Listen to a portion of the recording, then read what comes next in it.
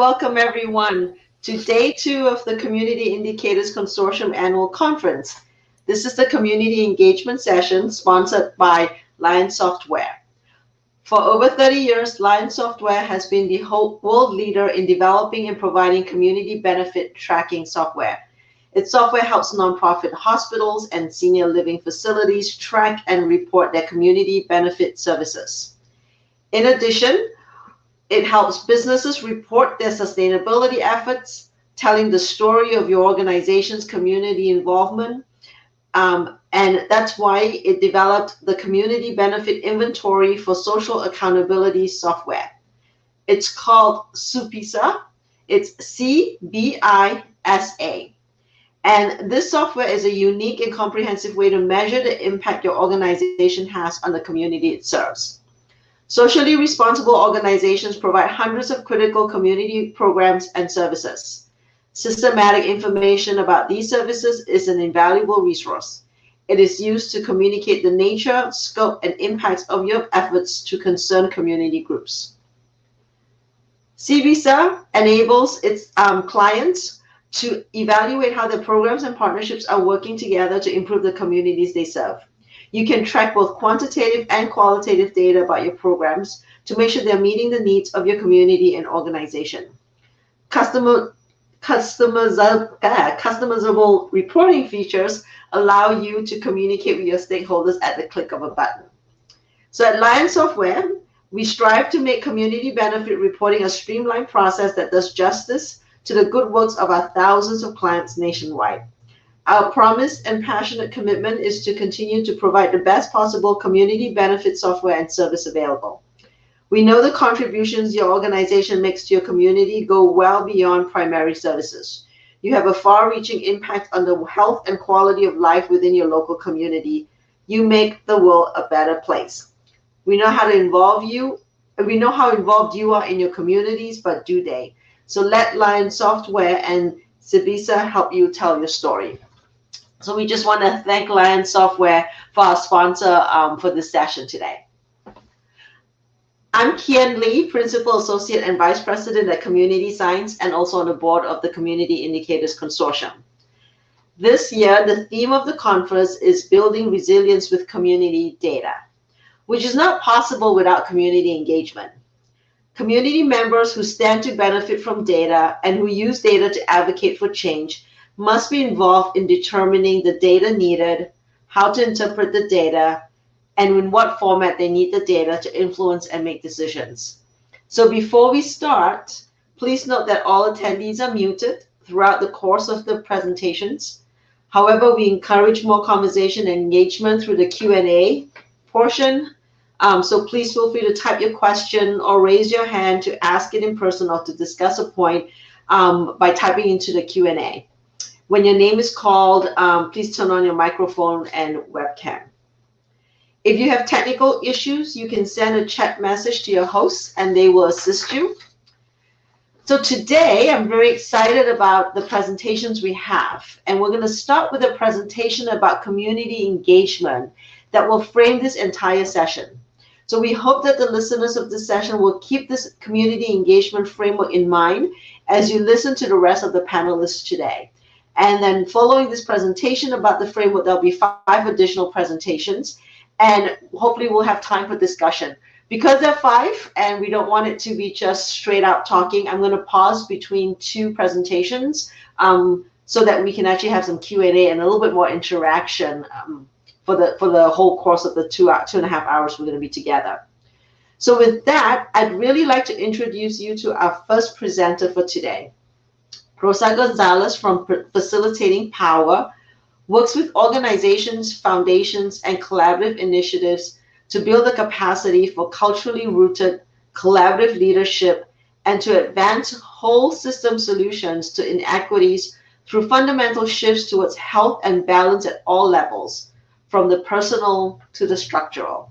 So I'm really excited that Rosa is here today and will share with us her framework for community engagement, which I've seen and is really comprehensive, with a real eye towards what it means to have racially equitable and socially just communities and community engagement.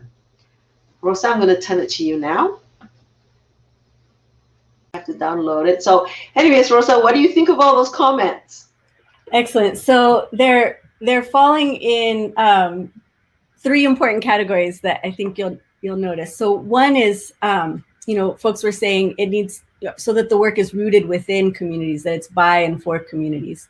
And that sort of evokes the saying, nothing about us without us, which was popularized by Eastern European and South African disability activists. But this notion that that those who are the subject of any effort should be the ones guiding it, right? And so really questions about equity, and you could hear the principle of equity or justice reflected in a lot of those comments.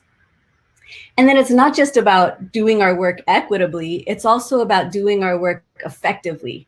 And you could hear that principle of efficacy also in some of the comments, with that recognition that those closest to the problem are best equipped to address it, right? Best equipped to understand it. So if our goal is to understand the problem, the more engaged those who are affected by the problem are in helping to make meaning and analysis of the problem, the better. And then of course to address it, the solutions that are coming out of impacted communities tend to be the most effective solutions. And then finally, you heard a strong theme in what folks shared around power, community power. Community participation is essentially community power. And so the more that communities are engaged from the start in a given effort, the more community power or agency or ability to affect change is being cultivated, which makes our work therefore more actionable. So just a quick summary of what you all already know, or collectively we know, given those excellent responses. Can you see the slide now? Oops. Great. And so we can move forward. That was us just talking about the purpose. Okay, great. And go back to the last slide. Problems are connected, and so are the solutions. Okay. Yes, I think that's a delay in you seeing it. Do you see it? Okay. Okay. And so, one of the part of what's so powerful about community-driven efforts is that communities are at the intersection of multiple issues, and so they don't see issues within silos. And so, when we take a community-driven approach, then we're more able to take a holistic view of a given reality, of a given issue and its relationship to other issues. And therefore the solutions that come out of community-driven efforts tend to be more comprehensive, more holistic, with a recognition that the solutions are also interconnected. And so, just to share a little bit about the background of my work and how this framework that we're about to share came about. I was doing work with the development of a framework on community-driven climate resilience planning.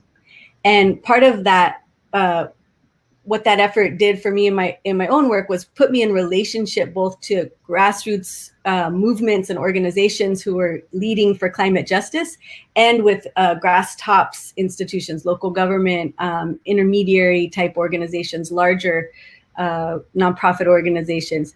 And I saw this real gap in sort of the understanding of the purpose of community engagement. And in talking to some of the folks at the grass tops, a lot of the inquiries that I was getting at that time were about, gosh, we've got a great model on the ecological side, but now we've got to add the equity. And there was this sense that community engagement is connected to equity.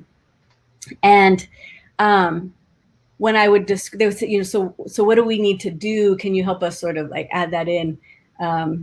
Obviously making the conversation much simpler than it was. But when I would describe the sort of deeper shifts that were needed, it was sort of like, and what became illuminated was this notion of community engagement as more of a checkbox. And so when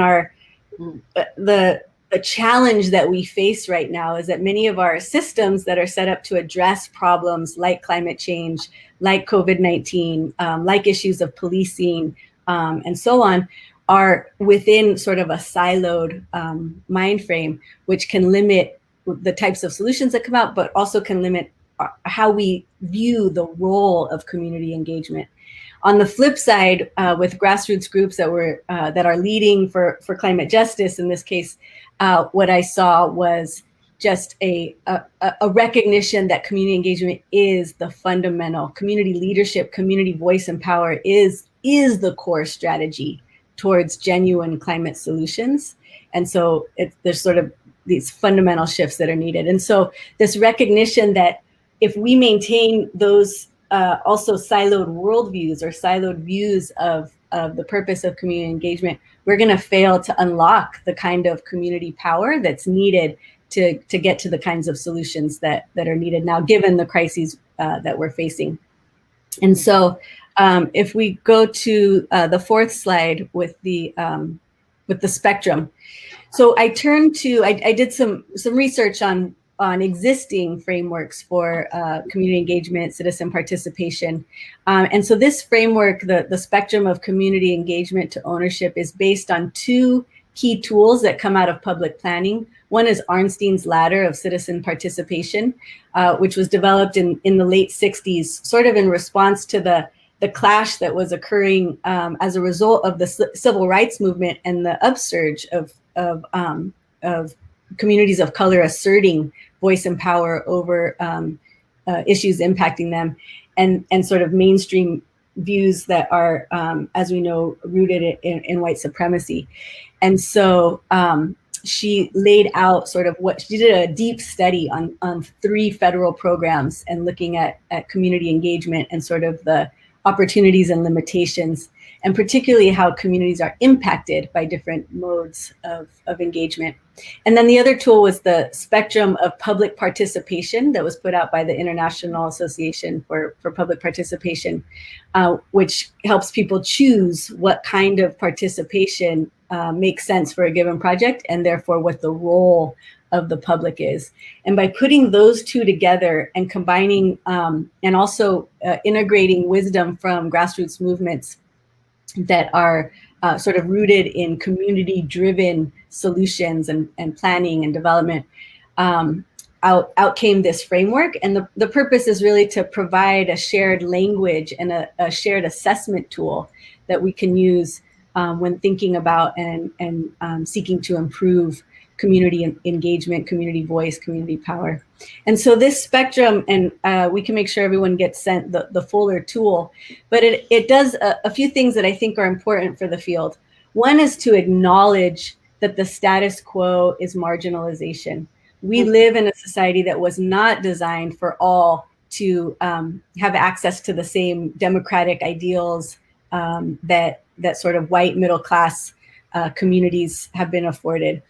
And so by default, even with really well-intentioned folks, unless we are actively looking to deconstruct existing structures and actively seek to build the kinds of structures that are genuinely inclusive, what will happen is we'll default to either subtle or more intense or overt forms of exclusion and marginalization. Super important to have that sense of what the actual context is, and wherever possible, have the opportunity to, or seize the opportunity to acknowledge that the status quo of marginalization and the types of impacts that has had, particularly on communities of color and low-income communities. And then on the other end of the spectrum, what it is put forth here is a vision of community ownership, of really reducing the gap between communities and what we need to live, and reducing the gap between communities and the decision-making structures that affect distribution of resources and what we need to live. This spectrum can be applied to any level. All right, we can look at it in terms of, at the city level, how the community development department makes decisions, We could look at it at a campaign level, how one nonprofit organization develops its campaigns. We could look at it from a meeting level. And so by rooting that or anchoring that the other end of the spectrum in community ownership, the goal is to clarify what will it actually take for us to achieve equity, for us to achieve racial equity, for us to achieve gender justice.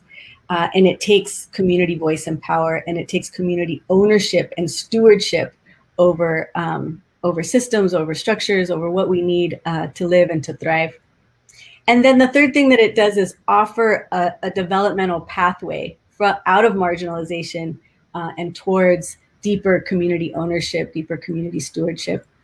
And so if you look at stages 1 and 2, information, as you all know, information is fundamental to being able to break out of patterns of marginalization.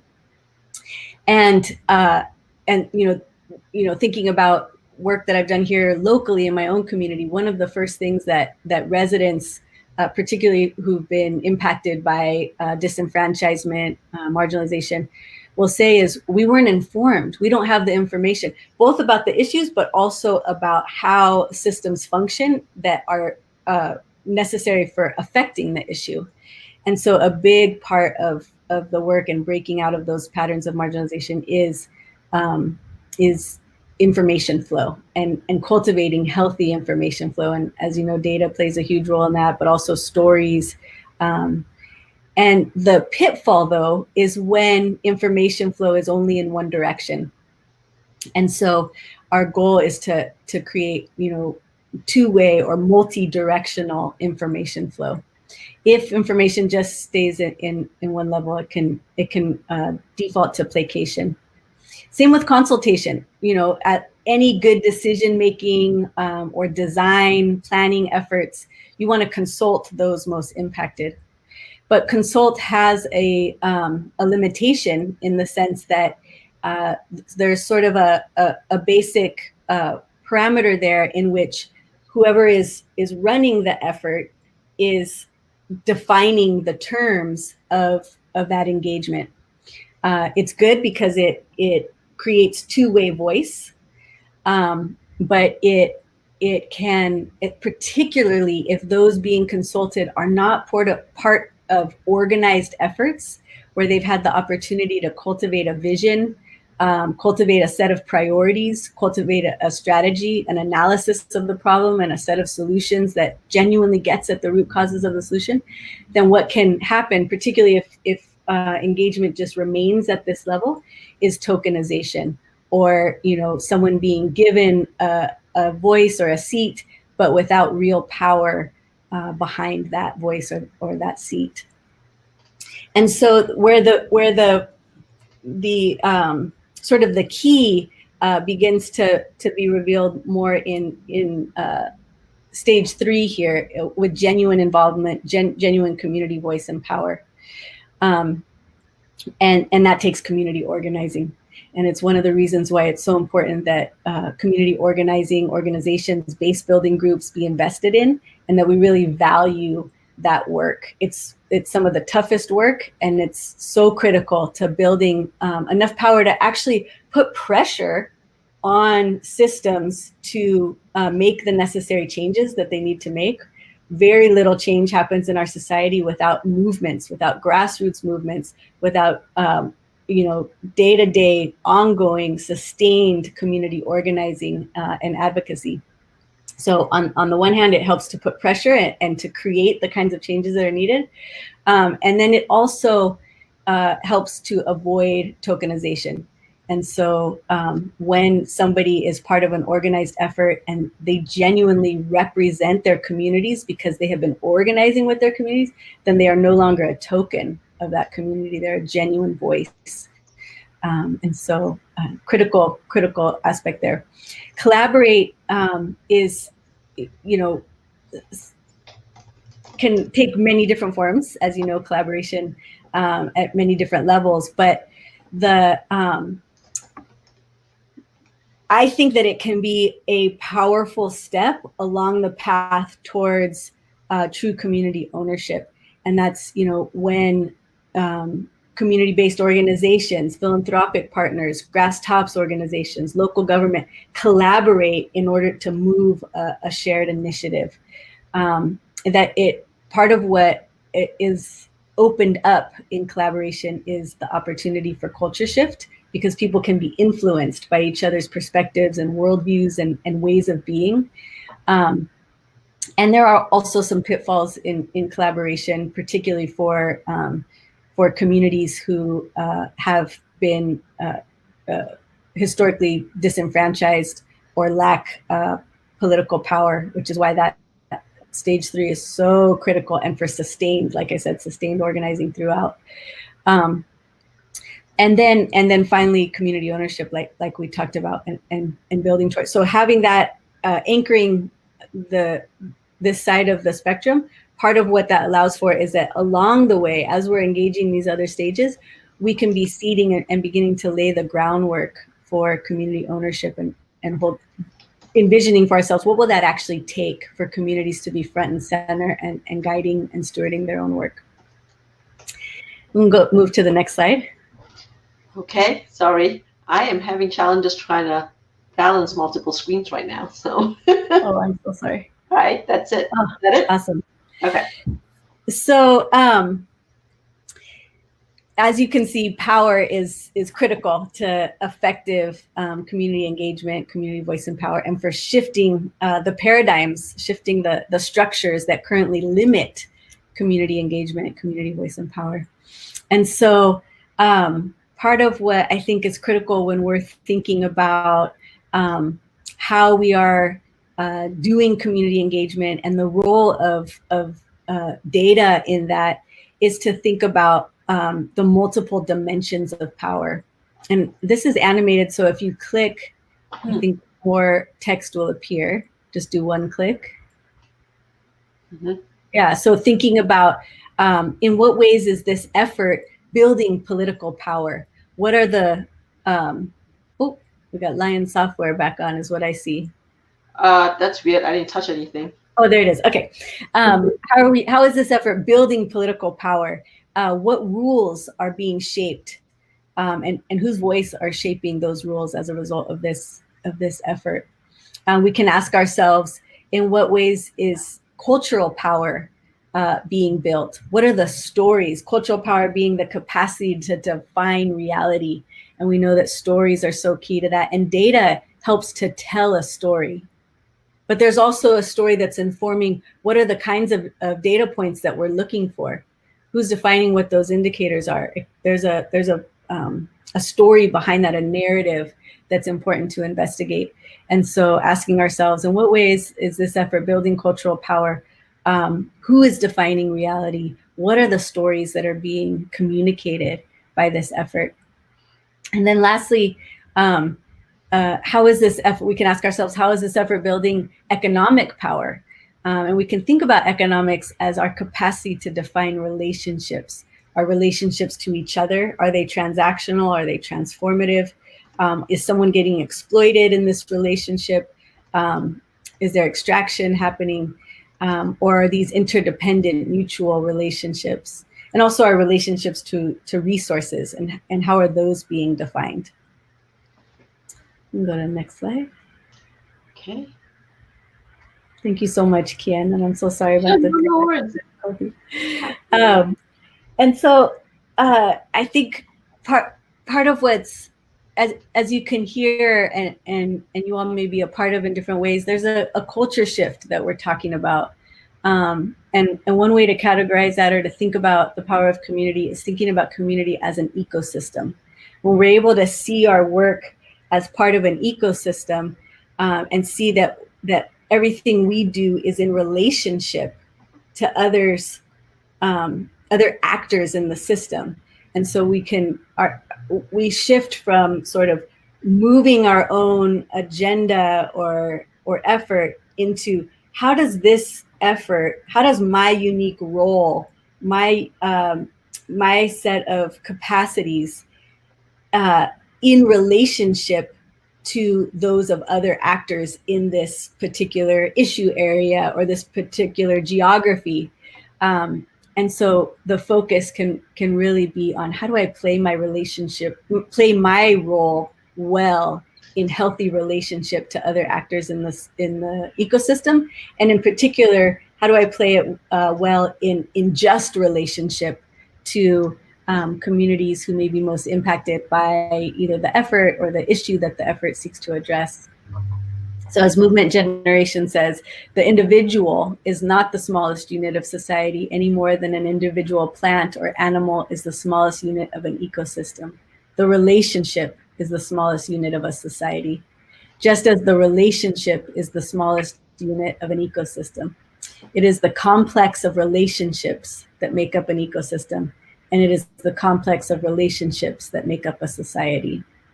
And so part of any effort that we're a part of is actually a chance to heal those relationships where there may have been historical harm or even, harm in recent history. We'll go to the next slide. And so I think, where are we at time? Am I over time here? Yeah, a little bit. I think we're running. We started a little bit late with all the late technical difficulties. So we'll just race through this. You can just keep clicking through. Great. But essentially, the invitation here is to investigate the bigger societal relationships that any of our efforts, no matter how big or small, are happening in the context of. We have a historical legacy of white supremacy, which is informing the current impacts that we see. And one of the biggest one way to categorize the current impacts that we see is structural racialization. And so we see that communities of color, low-income communities are most impacted by inequities and tend to be excluded from the systems that are set up to potentially address those or maintain them.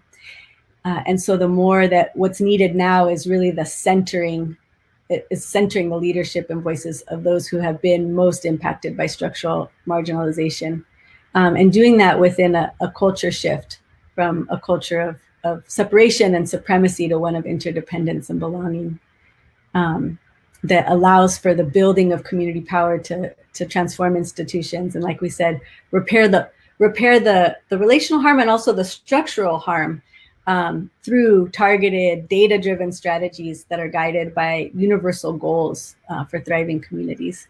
You can go to the next slide.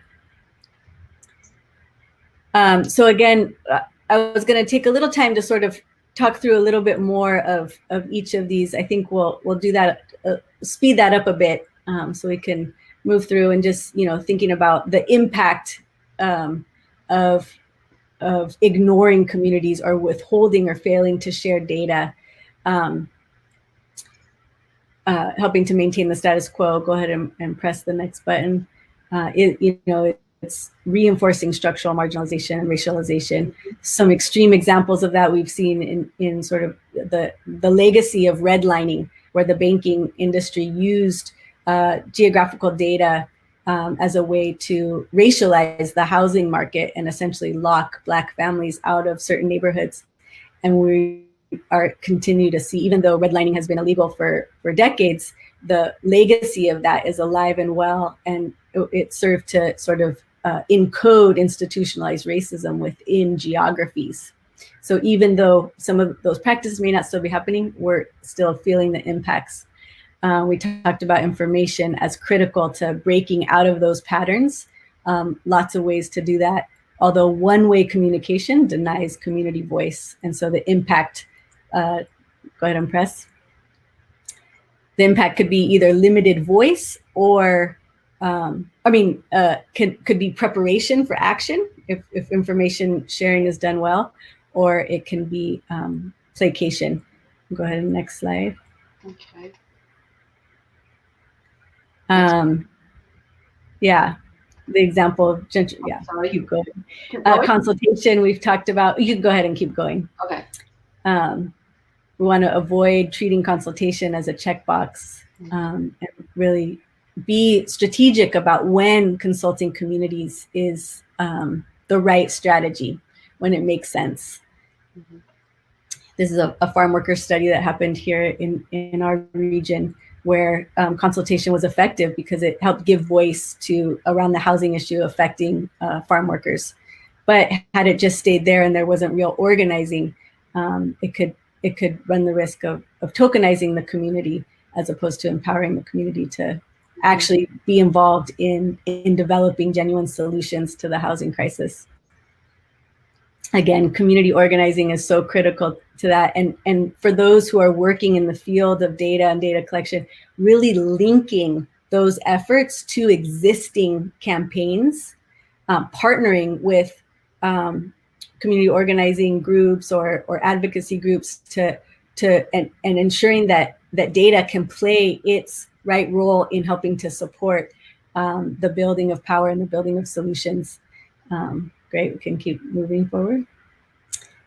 And again, the power of collaboration when it makes sense gives you the opportunity to co-design and co-implement data collection, analysis, and dissemination. And one key is to ensure that data is actually being used to inform collaborative decision making. This is an example of a development of a soccer complex that I was a part of, in bringing together all kinds of different stakeholders, from the business community to philanthropy to the actual soccer groups and families that use the fields, to make collaborative decisions around the design and implementation of it. And then lastly, the importance of really building towards fully community-driven efforts. And some great examples of that, of course, participatory action research, community-driven planning, community-driven assessments, and seeing as part of our North Star the building and cultivating of community capacity to design and implement their own data projects to support this shift towards community governance. Example of great Poder, amazing group in the Mission District of San Francisco that is fully driven by a community ownership model, and did their own community-driven data collection to identify lands that could be reclaimed by families in the mission, and now have a couple of youth-led farms as a result of that effort. And I felt moved to share this poem in closing by Donna Markova. I will not die an unlived life. I will not live in fear of falling or catching fire. I choose to inhabit my days, to allow my living to open me, to make me less afraid, more accessible, to loosen my heart until it becomes a wing, a torch, a promise. I choose to risk my significance, to live so that which came to me as seed goes to the next as blossom, and that which came to me as blossom goes on as a fruit. Thank you all so much for the work that you do. Thank you so much, Rosa. And I hope you all found this presentation to be really helpful in getting us grounded on what community engagement is. And I have stopped sharing my slides, so I'm not sure if it's gone off screen.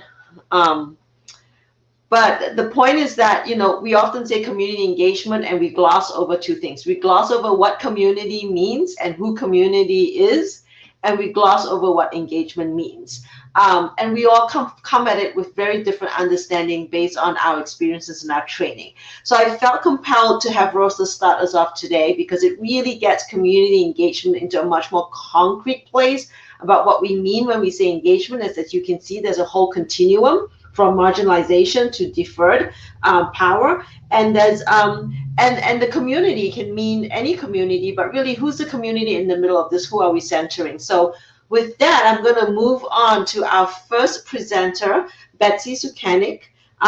Betsy comes to us from the Urban Libraries Council with a professional background that includes work in small business development, graphic design, higher education strategic planning, and urban planning at the local government level.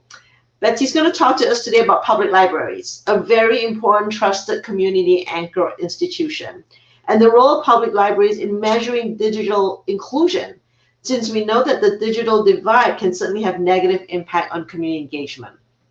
I will now turn it over to you, Betsy.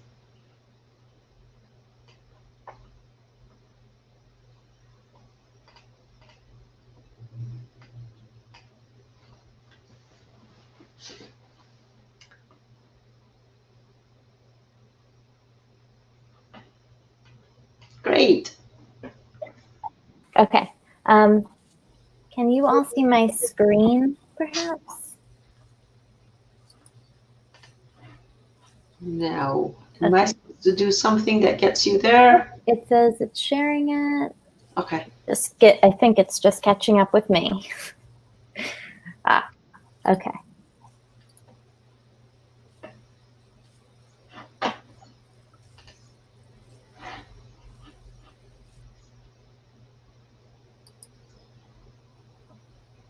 Seems to be a lag. Yeah. Here we go. Computer Oh, okay. Good. Slowly. That's a blank screen. That's a start. Loading. It's loading. It's loading.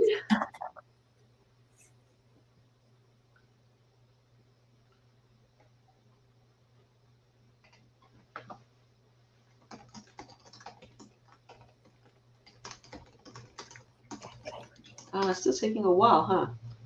Yeah. Let's see.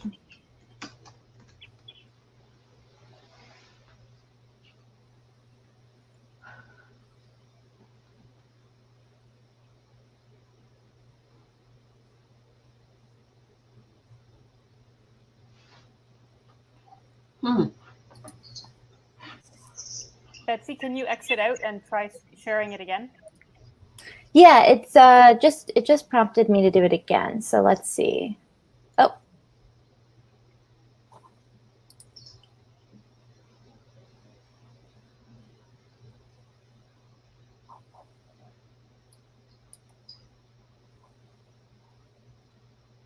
Can you hear me still? Yes, hearing you is fine. Okay. You sound great. Okay, it told me that you couldn't. Oh. Okay, let me try one more time and then I'll see if I can upload the slides. If not, I'll just talk through it. So let me. Yep. Meanwhile, there's a comment from Kathy from NNIP in the chat box saying that libraries are a really important part of our local community data ecosystem.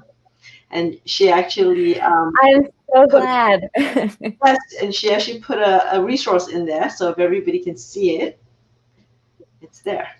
I was going to reference one of their new data capacity resources, so I'm really glad that she's on the call. Okay, let's see if it's gonna work.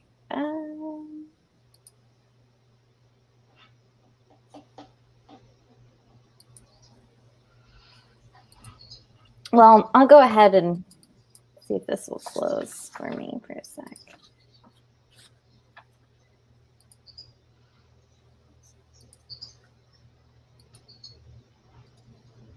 Yeah.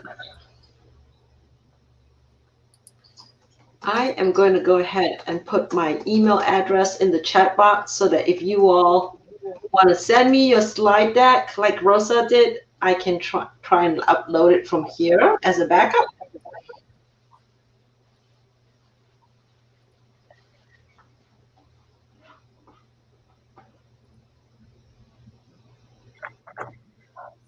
So let me try this one more time, and then if not, I will just go ahead and talk through it. Can you try to upload your presentation into the slides? It's not letting me. Well, I tried that and it didn't show up as uploaded.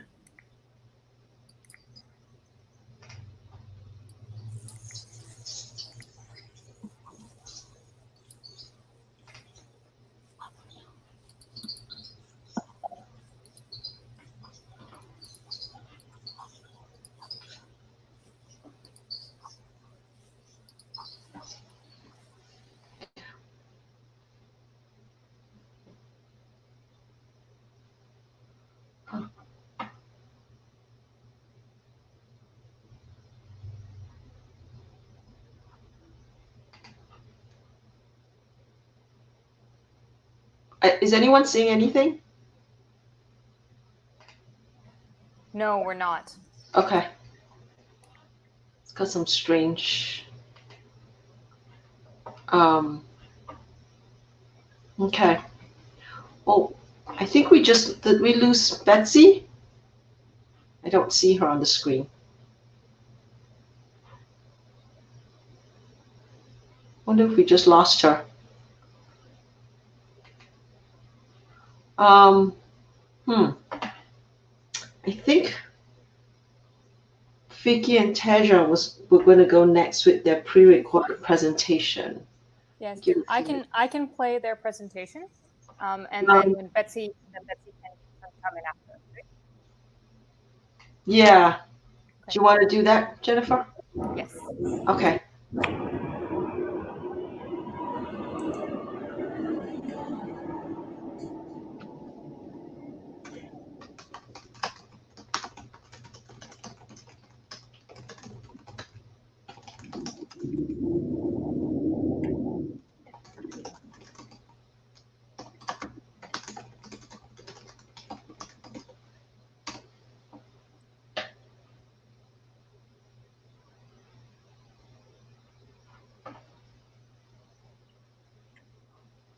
While we're waiting for that, I think there is a question and a comment and question by Maren Lujan. I think one of the biggest barriers we face with engaging marginalized communities is that the same barriers that render them marginalized are the same barriers they face in being able to participate, right? So lack of access to information, lack of transportation, lack of free time because they're working multiple jobs, etc. What do you recommend for addressing these same barriers in order to bring community into projects? So perhaps folks, if while we're loading this, if anybody has any response, feel free to type it it's in the Q&A tab right now, and I can certainly circle back to it later as well. Perfect. And Kian, you just tell me when to press start, and I'll put the video on. Go ahead. There we go. So this is from Vicky Lancaster and Teja Pristavet at University of Virginia. They are both they're both going to be talking about leveraging the the cooperative extension network that are part of public and land trust universities across rural and urban America to build capacity to use big data. Right.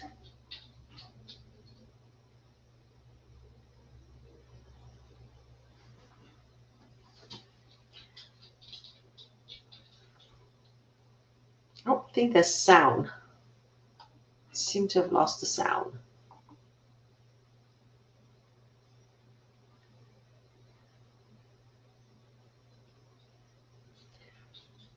It was working beautifully before we got on because it just kept coming on. Now it will come on right.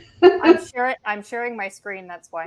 Okay. You have no sound? No. Okay.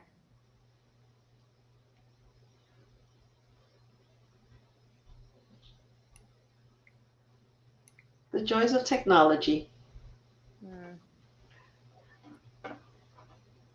Can you maybe look at and see if there are some questions? I am uploading the slides. Absolutely. For this video.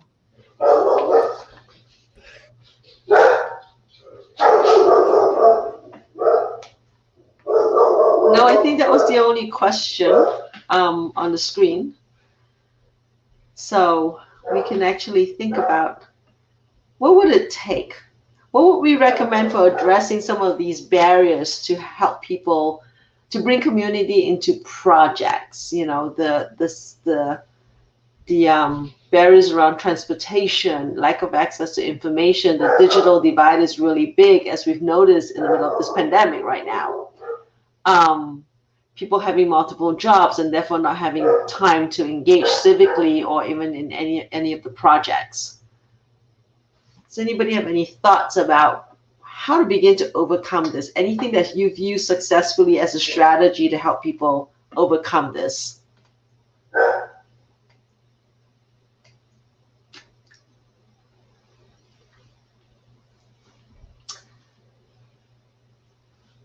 So Erica's going to be talking a little bit about that, but also posted an answer that, like, you know, what starting. So I think Rosa's point is that communities a lot of communities have assets, right? They have strengths. They're self-organized to support each other.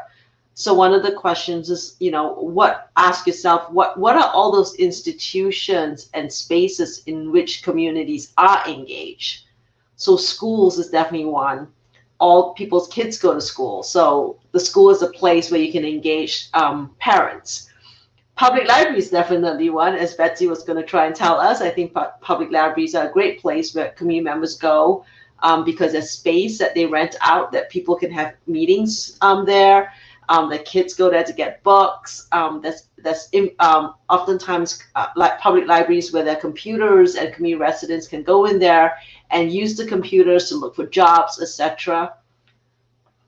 So really thinking about those institutions where they have relationships with communities, spiritual places, definitely places of worship.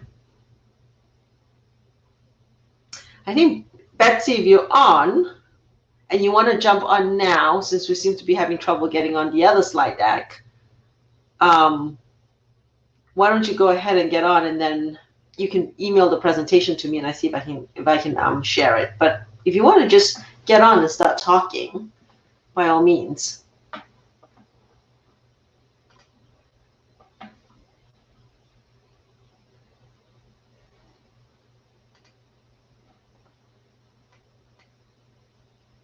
I think we seem to be having trouble with all our presenters trying to get on.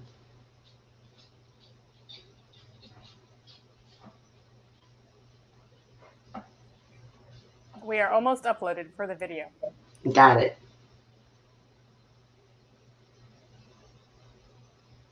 Yeah, Erica just posted that due to the pandemic, people's access to normal venues of engagement is limited, and that's very true. We've been doing some work in Colorado and learning about how communities, groups have to teach people just how to use the Zoom and how to, how to use Facebook, because that's really where they can get information now. And so that's been, that's something that many of us probably take for granted, but a lot of community residents actually need help and support in figuring out how to use technology. And broadband is an issue because when you get out to rural communities, access just gets harder and harder because of the digital divide.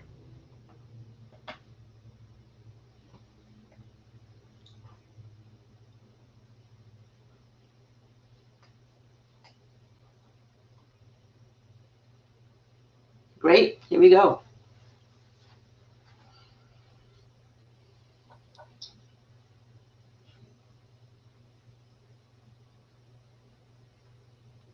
Thanks, Jennifer. Good afternoon, everyone. I'm Vicki Lancaster, a statistician and principal scientist at the University of Virginia's Biocomplexity Institute and Initiative. And within the Institute, I'm at the Social Decision and Analytics Division. I am presenting today with my colleague, Taya Pristovic, a sociologist and research associate professor, also in the Social Decision and Analytics Division. I think I speak for the both of us when I say that we are passionate about the use of big data for the public good. And in particular, how do we help communities use the data to improve the quality of life of their residents and enable a more equitable and efficient governance?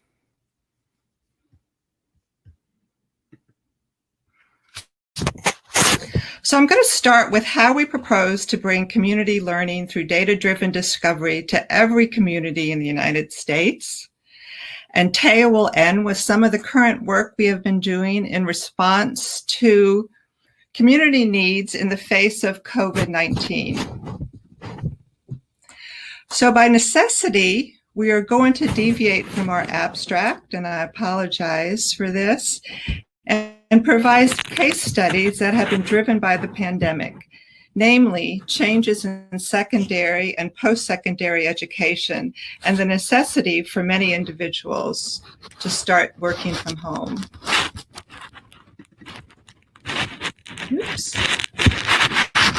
So I have to say we're extremely fortunate to have some funding from the Gates Foundation to conduct a pilot project to bring to realization an idea we have been working on for a number of years now.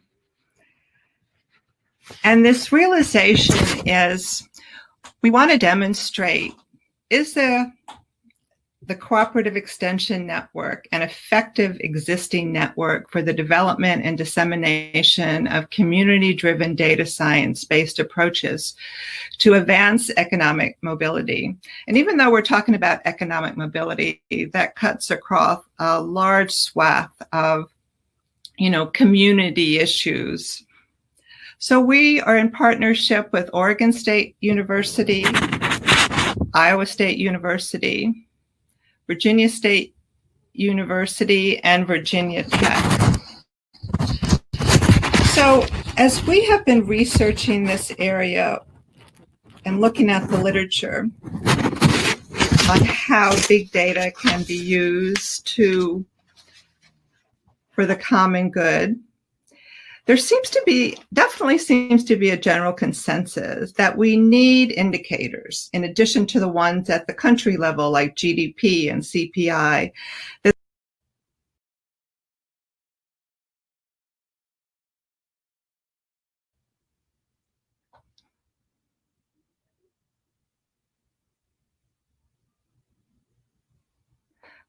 Good afternoon, everyone. Iowa State University, Virginia State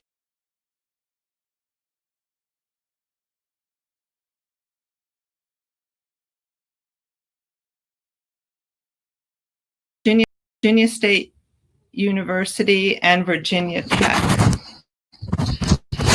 So as we have been researching this area and looking at the literature on how big data can be used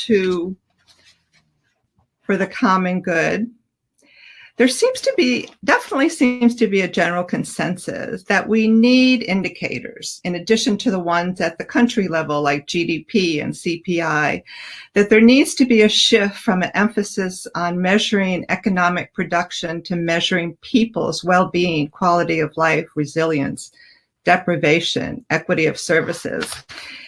And I was shocked to find that even President Sarkozy in 2008 had commissioned Nobel laureates to consider what additional information might be required for the production of more relevant indicators of social progress, to assess the feasibility of alternative measurement tools, and to discuss how to present the statistical information in an appropriate way.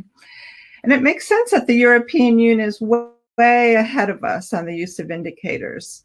This makes sense because they've turned to indicators as their yardstick to measure the differences between the disparate countries that were brought together when they became the European Union.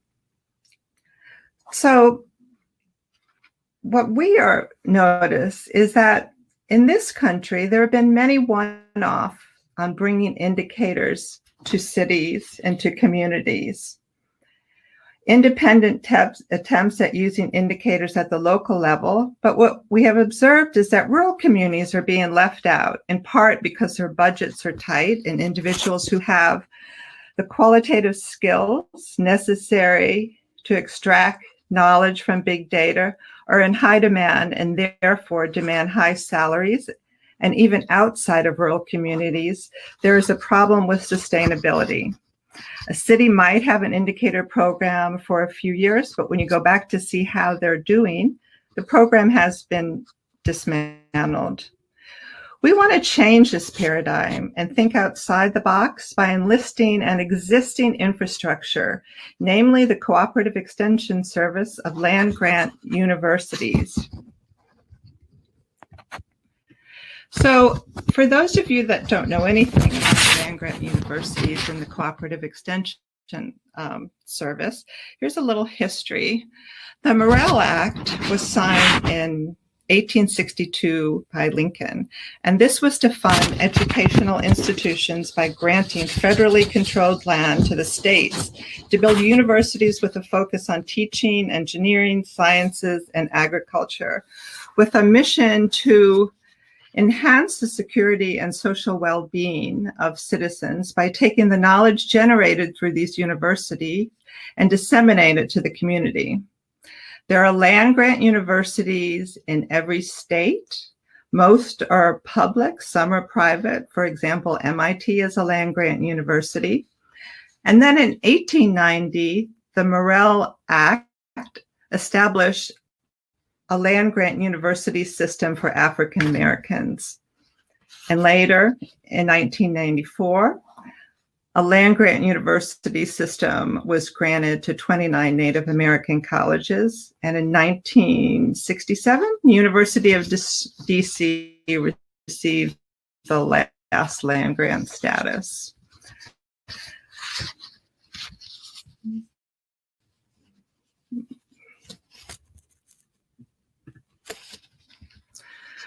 So the Cooperative Extension Service is operated through these land-grant universities in partnership with federal, state, and local governments.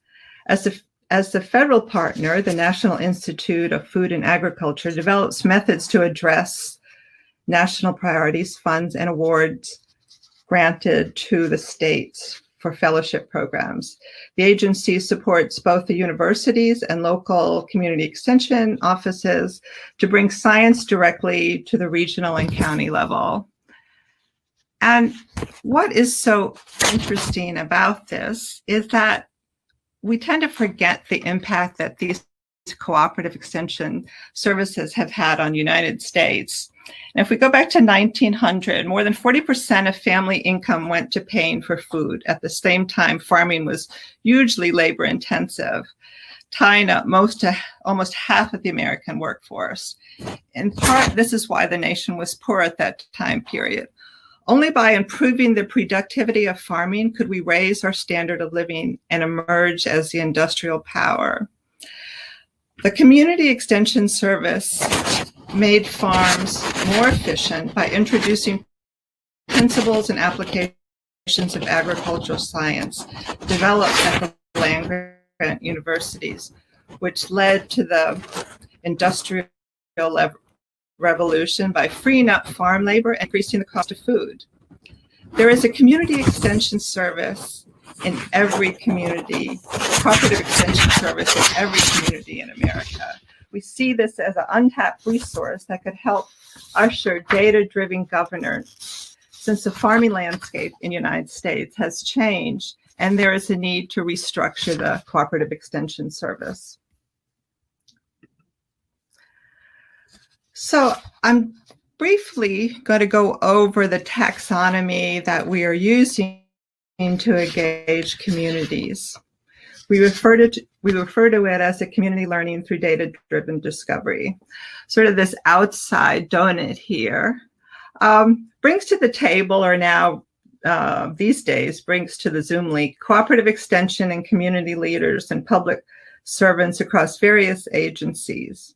In an example, Teo will talk about this process using a case study on the impact of COVID-19 on high school seniors. Cooperative Extension initiated a conversation with officials in the Department of Education, community colleges, and various education financial offices. Much of what we are doing here is turning the concerns into questions that can be answered using available data sources, finding out from the stakeholder what data sources are available. So at the center of our donut here is our data science framework. And I sort of think of this as the scientific method for big data. So we have problem identification. What are the questions that are being posed by a community? And then we put all these agencies together and we look for data resources that we can use to describe the problem. And then there's a process where we take the data and we evaluate fitness for use. What are the limitations of the data? Profiling the data, preparing the data, linking the data together, and then doing extensive data, exploratory data analysis to see what are the limitations of the data set. And then in the end, we come to statistical modeling and analysis and hope we are gaining some insights into the problem. And through this whole process, we keep in mind the ethics of using these data that more than often than not were not intended for this purpose. And how are we going to communicate this information to the wider public? So how are we structuring our indicators in this process? We are using more of a holistic approach and looking at the entire community and starting with what are the assets of the community. So what we have here is our taxonomy, and it's the Community Capitals Framework, which comes out of the book by the couple, Flora and Gasteyer. So the Community Capitals Framework refers to and focuses on initially assets. What are the assets of the community that support individual change and community resilience? The utility of the framework is the emphasis on assets rather than deficits, and it starts from a strength-based approach to and using asset maps. And as an example, we can think we've been focusing on the political capital in our data science for the public good program this summer, where we bring in students from across the country.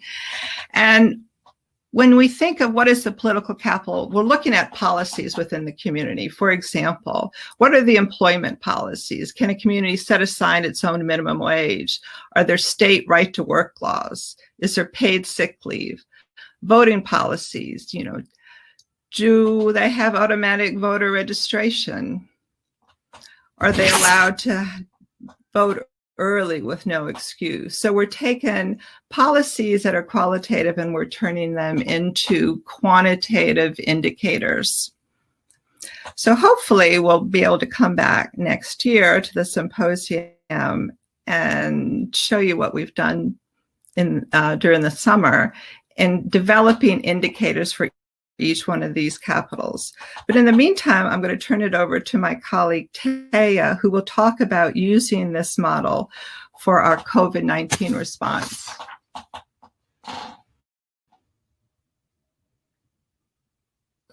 Thank you, Vicki.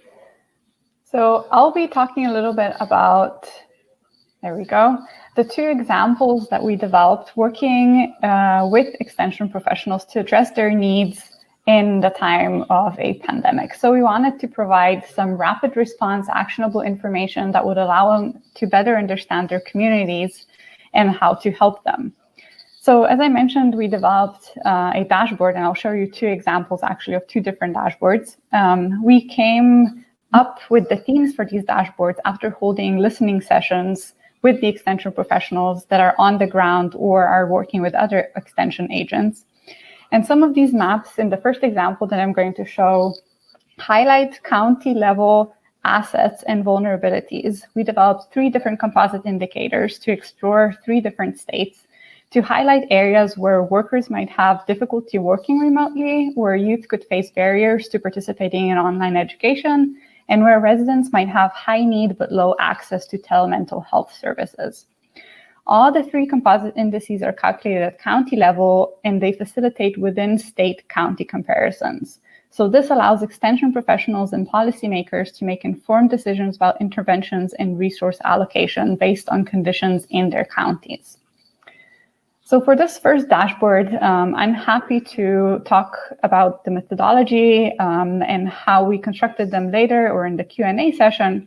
But I just wanted to give you an overview of the indicators that we used to construct the composite indices and highlight some of where the data is coming from.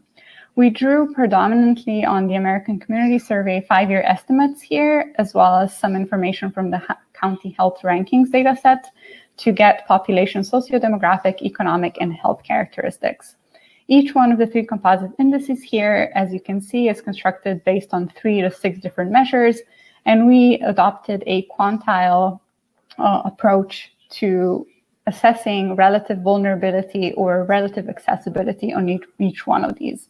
So for example, in our telemental health composite indicator, you can see that there are 6 indicators that go into it. We assessed or we ranked counties on each one of these indicators based on quintile cutoffs, with the top 2 quintiles indicating higher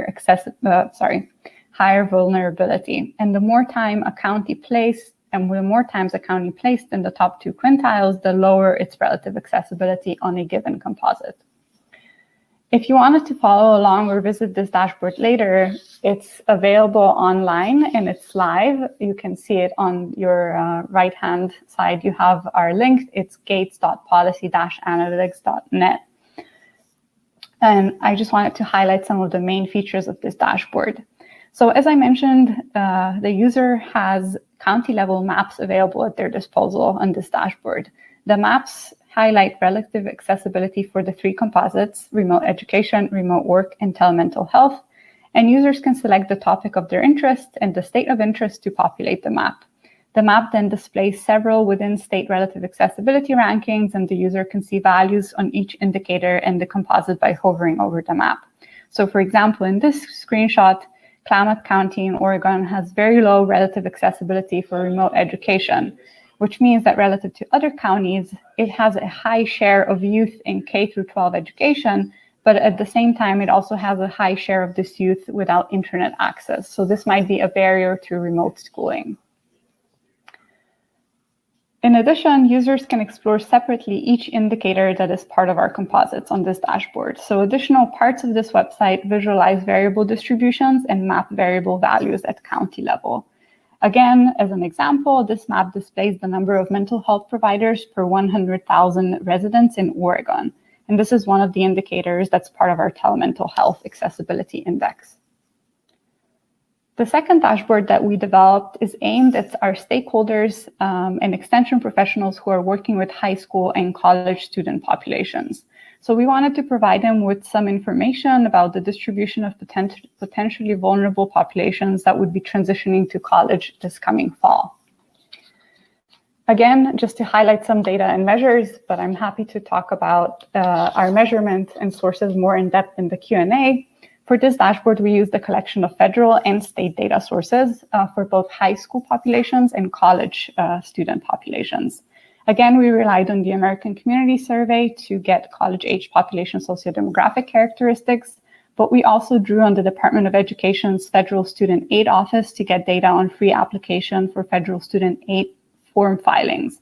So the FAFSA is a form completed by current and prospective college students in the US to determine whether they're eligible for federal student aid.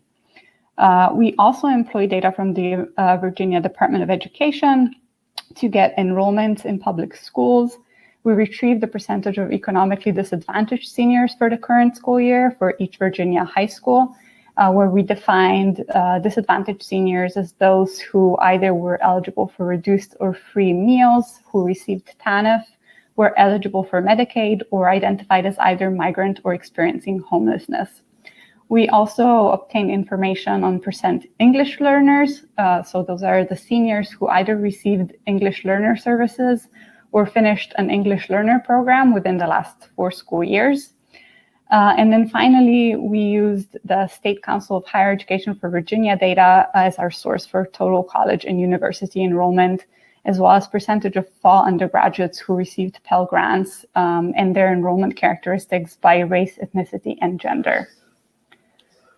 So again, our dashboard that came out of this is publicly available at the URL shown on your right side. So that's va-fafsa.policy-analytics.net. It's publicly available, as I mentioned. So if you wanted to visit or follow along, we would invite you to do so. Again, to highlight some of the features of this map, this dashboard visualizes measures discussed for the state of Virginia. So in this example, you can see the percent of high school seniors that completed FAFSA forms. That is, they applied for federal student aid. You can also explore high school locations, which are the dots on the map, and you can see all the information displayed on the previous slide. So numbers of vulnerable student groups, economically disadvantaged students, English learners, and Black students. In addition, users can explore trends in FAFSA applications over time, and the accompanying table here displays, for example, schools where we observe significant decreases in form submissions. And then finally, for college students, our maps display enrollment information by higher education type and by locality. Users can browse this for current and past years of data and compare local information with Virginia totals. So those were just 2 examples. We hope that you visit our dashboards and play around with the data, and I'll hand it over back to Vicky for a concluding thought.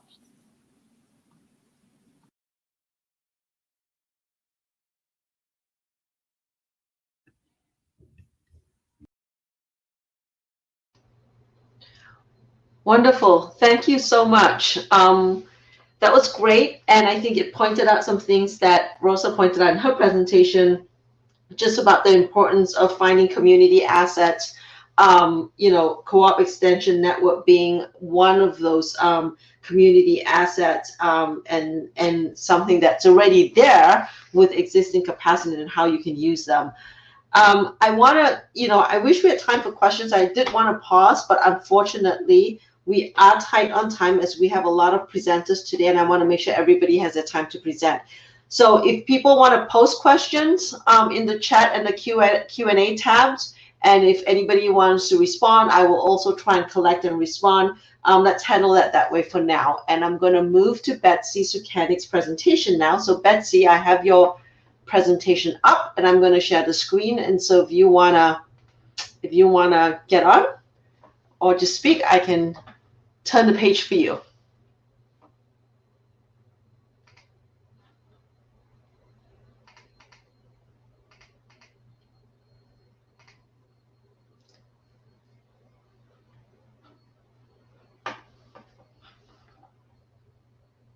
You there, Betsy? Can you get on?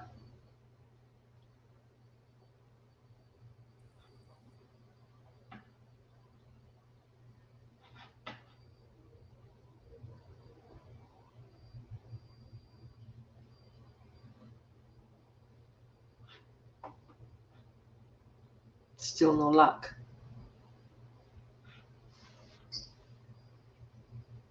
Here, click.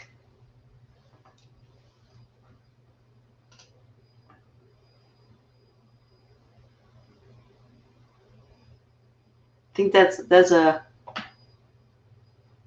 was a question in there for Vicky, but then somehow or other it disappeared.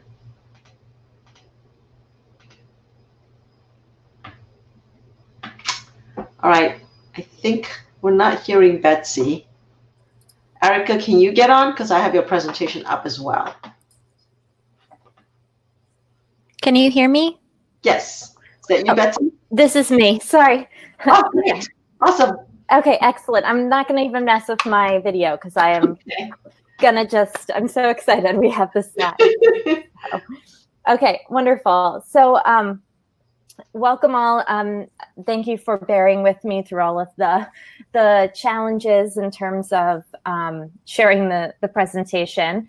And so what I wanted to speak about today was about public libraries and how some of my work in informing decisions with community data. And so if you don't, just scrolling down to the next slide, just to frame my perspective and my work and the types of organizations I work with. I'm a program manager at the Urban Libraries Council. The Urban Libraries Council is a membership organization of large urban public library systems across North America, including both the US and Canada. We function as both a traditional association with members and knowledge building across the library field, but we also operate several programs designed to build the capacity of public libraries. If you can scroll down one more slide. Excellent. These programs fall into 3 different areas: education, digital inclusion, and healthy, sustainable communities. The programs within these span summer learning initiatives, STEM education, a digital inclusion benchmarking program, and entrepreneurship and family resiliency programs. As a program manager, I work across all of our programs, but my specific responsibilities lie primarily in the digital inclusion and healthy, sustainable communities work. And within the digital inclusion work, if you want to go to the next slide. Wonderful, thank you, is the EDGE benchmarking platform that our organization facilitates. So while we work primarily with large urban library systems, this program is open to all libraries across Canada and the US. So through a subscription-based model.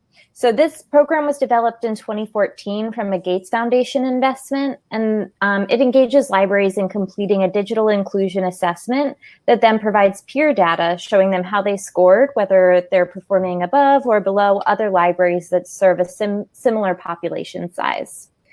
We also have new comparison features for libraries to look at how they may compare across libraries within their state or across budget size. And the platform provides this data along with an action planning portal for libraries to identify goals in their priority areas. And one of our newest features, which is key to my discussion today, is the addition of a community data profile for libraries.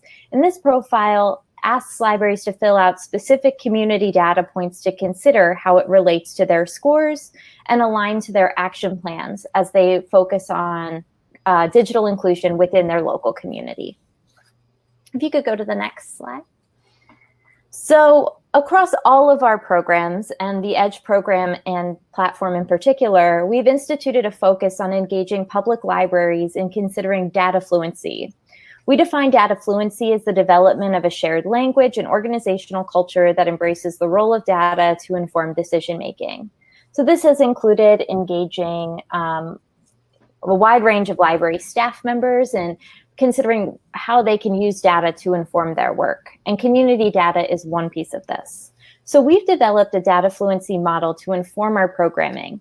Much of our model is adapted from the 2014 text by Chris and Zach Jimenija of Juice Analytics titled Data Fluency, Empowering Your Organization with Effective Data Communication. However, we recently have seen several other robust models that get to a lot of these key points. And the one that I want to highlight, and also I know that Kathy shared a comment earlier, is around the data capacity publications recently shared by the National Neighborhood Indicators Project from the Urban Institute. We've been pulling on that a lot recently as well. We've used these different frameworks to help us consider the different roles of data production, consumption, and communication or engagement for libraries, both internal to the library among staff and library leadership and how they produce and consume data, but also how library leadership then shares that kind of information with partners and local government leaders. And as we've built this focus, we're trying to ensure that the resources can span the full range of library sizes, everything from very small and rural libraries to larger, more robust library systems. And the model that we've developed includes an internal data producer and consumer. So someone who collects and shares the data, and then someone who reviews and makes meaning from the data, which in some cases, depending on the size of the library, is the same person. This is ultimately shared with library leadership, who also set the expectation of a data-informed culture and then communicates that data for discussion, engagement, and investment with residents and partners. This key focus on data fluency being embedded across the programs to encourage libraries and library leadership to more deeply understand their community needs and inform library strategic decisions. Also, de-siloing different types of data within the library that can often be in one specific department and not necessarily shared across departments. We can jump to the next slide. So as part of this shift, we've begun to define and understand all the different types of data that libraries use and rely on. So we group this type of data into three general categories. Broadly, library data, which describes library operations such as circulation, visitors, computer sessions, Wi-Fi usage, and number of activities offered. Typically, this is generated by the library, oftentimes through their ILS software. And then there's program data, which is data on program participation, experience, or collaboration, such as participant experience and or participant impact. And then lastly is community data. Data that's available about the community that impacts your library, the community that your library serves. This includes census data and local indicators that may be created by the city or county leaders and local foundations. The next slide. Fantastic. So obviously, this community data piece is most relevant to our conversation today. And within the EDGE program, we've asked all participating libraries to complete a community profile. The community data we ask for is external to the library and provides information on the local community. And for libraries, understanding the community is key in providing services and resources that will help it thrive. And having the right data to support those efforts is essential to identifying opportunities, planning strategically, and engaging stakeholders and community leaders. I'll share the 4 key data points in our community profile momentarily, but beyond the overall basic community profile that we've begun asking libraries to complete, we've developed topical data profiles around digital inclusion or access, health and wellness, economic and workforce development, and education. And for those, we've included several resources for exploring additional data. So these are for libraries that have identified these as a key priority in their community. They can then do a deeper dive into data on that specific area. And so we refer library staff to several additional community data portals and resources. Some of my favorites that I use are that we refer folks to are the City Health Dashboard, the National Equity Atlas, Policy Map, Data USA, and several other Canadian tools as well. So very recently, this has become a greater focus because in light of the COVID-19 outbreak, libraries are trying to respond to rapidly changing needs. Therefore, we've identified more narrow COVID-19 specific indicators and resources that serve as an initial starting point to planning programming based around community makeup and needs in light of COVID-19. The next slide, please. Excellent. So these are the 4 data points we ask all of our libraries to collect: the estimated number of school-aged children, the estimated percent of people living below the poverty level, the estimated unemployment rate, and the estimated percent of homes with broadband access. The EDGE platform, we launched this feature in March of last year, and since then we've had 544 library systems collect these data points about their community, and using that as a first step in launching a community needs assessment and more deeply understanding and challenging the assumptions that they may have from their viewpoint into the community. Next slide. So in defining the indicators for the community profile, and now additionally in the deeper dive topic profiles, we've conducted research and faced some challenges. The challenges we faced included differences across library systems and community and the availability of small area data. We found the size of the library system and its geographic region played a huge role in the differences of data that the library may want to explore. Everything from a population older than 65 or a population that speaks English as a second language, very dramatically by community by community. And so trying to find additional research on what key points we could use as indicators was, without giving them a huge laundry list, was really important to us as well. So figuring out what are the strongest indicators that they could use to begin this examining the data. Additionally, for libraries to really use this data in a useful way for programming, and especially for larger library systems with multiple branches, you need to be looking at a much lower level than metropolitan statistical area, and even at some points beyond city or county. So we found that being able to look at something, say, from the neighborhood level or the census tract level was really important, being able to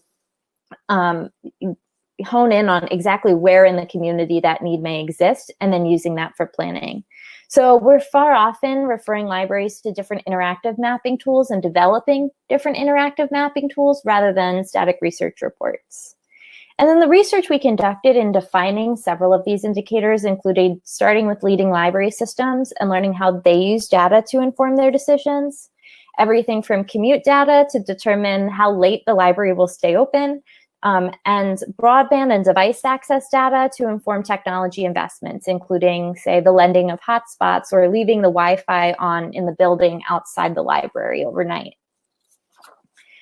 And additionally, we conducted research outside of the library field to cast a wider net on what policymakers were examining to determine needs and design solutions. So we relied heavily on several data tools and resources to aggregate or build indexes around these community topics. areas such as the Economic Innovations Group's Distressed Community Index, the Opportunity Index from Opportunity Nation, and the Prosperity Now Scorecard were key resources for us as well. And the next slide. So beyond our work defining the indicators, we didn't want just collecting the 5 data points to be it. We wanted libraries to start seeing this as the first step in a process to collect and understand community data points. And seeing this as a tool for decision-making and informing library choices.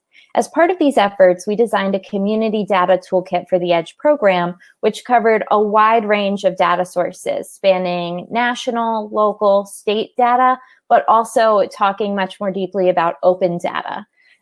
We also provided several tools to consider how they were communicating data with various audiences, such as types of data visualizations and methods or ways to communicate with different stakeholder groups outside of the library.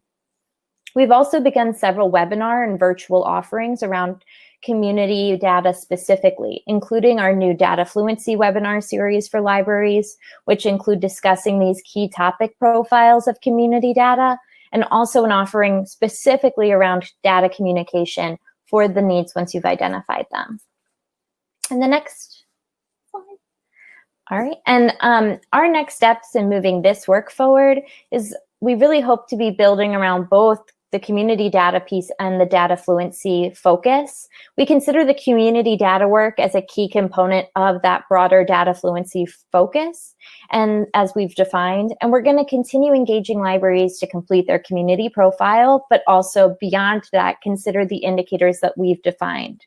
We hope to build out additional community data resources pertaining some specifically to COVID-19 as they're looking at immediate needs, and beyond, and also contributing to future toolkits or webinars to expand libraries' capacity to consider this information. More broadly, we're looking to build toolkits and educational opportunities for libraries to look at data sources beyond just community data, but also for program data and library data, and how that could also indicate various community needs. And we're currently working on developing discussion guides for libraries to use internally to build data-informed culture, to build a data-informed culture in their library, and identify ways to de-silo some of the data and consider it more broadly. And my last slide.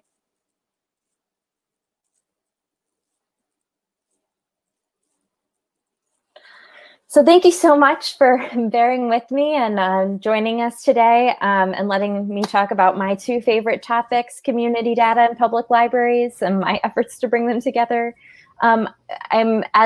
Feel free to throw questions in the Q&A, and I also included my email on the slides. Thank you so much. Thank you, Betsy. I'm now going to move over to Erica from Truckee Meadows Tomorrow. And Erica, Truckee Meadows Tomorrow is a grassroots nonprofit organization whose vision is to enhance our community's ability to continually improve the quality of life in the Truckee Meadows. And Erica's going to discuss how they've used community conversations to help communities connect data to action. And I will now bring up your PowerPoint. And here it goes. So it should just show up. Okay. Okay. Is it on? I think I see it right there. There we go. That's at the very end. So let me go to the beginning. Okay. All right. Hi, everyone. I'm Erica Murich, and I'm the Executive Director of Truckee Meadows Tomorrow. And I'm going to be talking a little bit today about using data as a conduit for community conversation. One of the things I wanted to just kind of put out there is that I understand that most people at this conference and most of the folks that are paying attention to this conversation are steeped in data constantly. And we're focusing so much on our work and our data collection that a lot of times community engagement, and I'm talking about community engagement not just with local agencies, but community engagement with our kind of civilian members of the community, not data-focused members of the community, can fall in, maybe it's not in our wheelhouse. So my presentation, I decided to Originally, I wanted to present about a really amazing new data, community data portal called Nevada Tomorrow that we started. But when COVID hit, we really needed to pivot as an organization and remind people that we're still here and we're collecting data, and that data really is important to them. So we really brainstormed, how are we going to engage with the community and stay relevant with the people in Northern Nevada? And so I wanted to make my presentation a little bit less data heavy and a little bit more engagement heavy. So hopefully you enjoy it, and I won't go into the weeds about all of our data, although I could, and maybe I'll save that for another presentation. So as this slide mentions, data is only, it should say, one side of the story. Really, in order to effectively drive decision-making, community engagement and action are what help transform data into positive transformation, positive quality of life changes in our communities. So a little bit about who we are. So obviously we're Truckee Meadows Tomorrow. We have been collecting and curating quality of life data, for 25 years. We've been involved with the Community Indicator Consortium for many, many years, and we've been nationally recognized for our commitment to measuring quality of life here in Northern Nevada. The Truckee Meadows basically is Northwestern Nevada. We have always been seen as a nonpartisan, independent, non-biased source for local community data. And probably more germane to this conversation is that we have always acted as a catalyst for community conversation about critical quality of life issues. So because we enjoy a very nonpartisan reputation, we have an opportunity and a responsibility to bring community together to discuss topics that matter most to our residents, and then use our data to help better inform our decision makers. So I'm going to talk a little bit about something that we had to embark upon this year. And my hope is that you will all take this away and perhaps experiment with some of this in the future, because it's been really transformational for our organization. So again, part of our mission is we enhance quality of life two ways. We provide accurate, timely, and objective data, but we use it as the basis for community engagement and dialogue. So what we do are our main, as I mentioned before, our main points are our community data tool, Nevada Tomorrow, which I'll share with you in a moment and show you a little bit about the data piece. But more importantly, I'm going to be speaking about the Community Speaker Series, which is our year-long monthly speaker series dedicated to bring conversations to the table. And then we use those conversations to help our citizens advocate for action that improve quality of life here in Northern Nevada. So the data piece is our Nevada Tomorrow Measuring What Matters. It's our quality of life data tool. And if I can share my screen, I'll see if I can get this to work. Let's see, share screen. I think it's gonna work. Aha. Okay, so I won't go through all the weeds of this, but this is our community data portal, and we feature different topics about quality of life, but you can see most of them at the top under Find Data, where we look at our priority dashboards. We basically look at 10 different major quality of life areas: poverty and housing, behavioral health, health and wellness, economic well-being, education, lifelong learning, our environment, public well-being, engagement, land use, and arts and cultural vitality. And if you wanted to, you could click into any of these and see the deep dive into data that we participate in. Let's see if it'll load up here for you. Employment to population ratios. We have a whole variety of data that we measure here locally.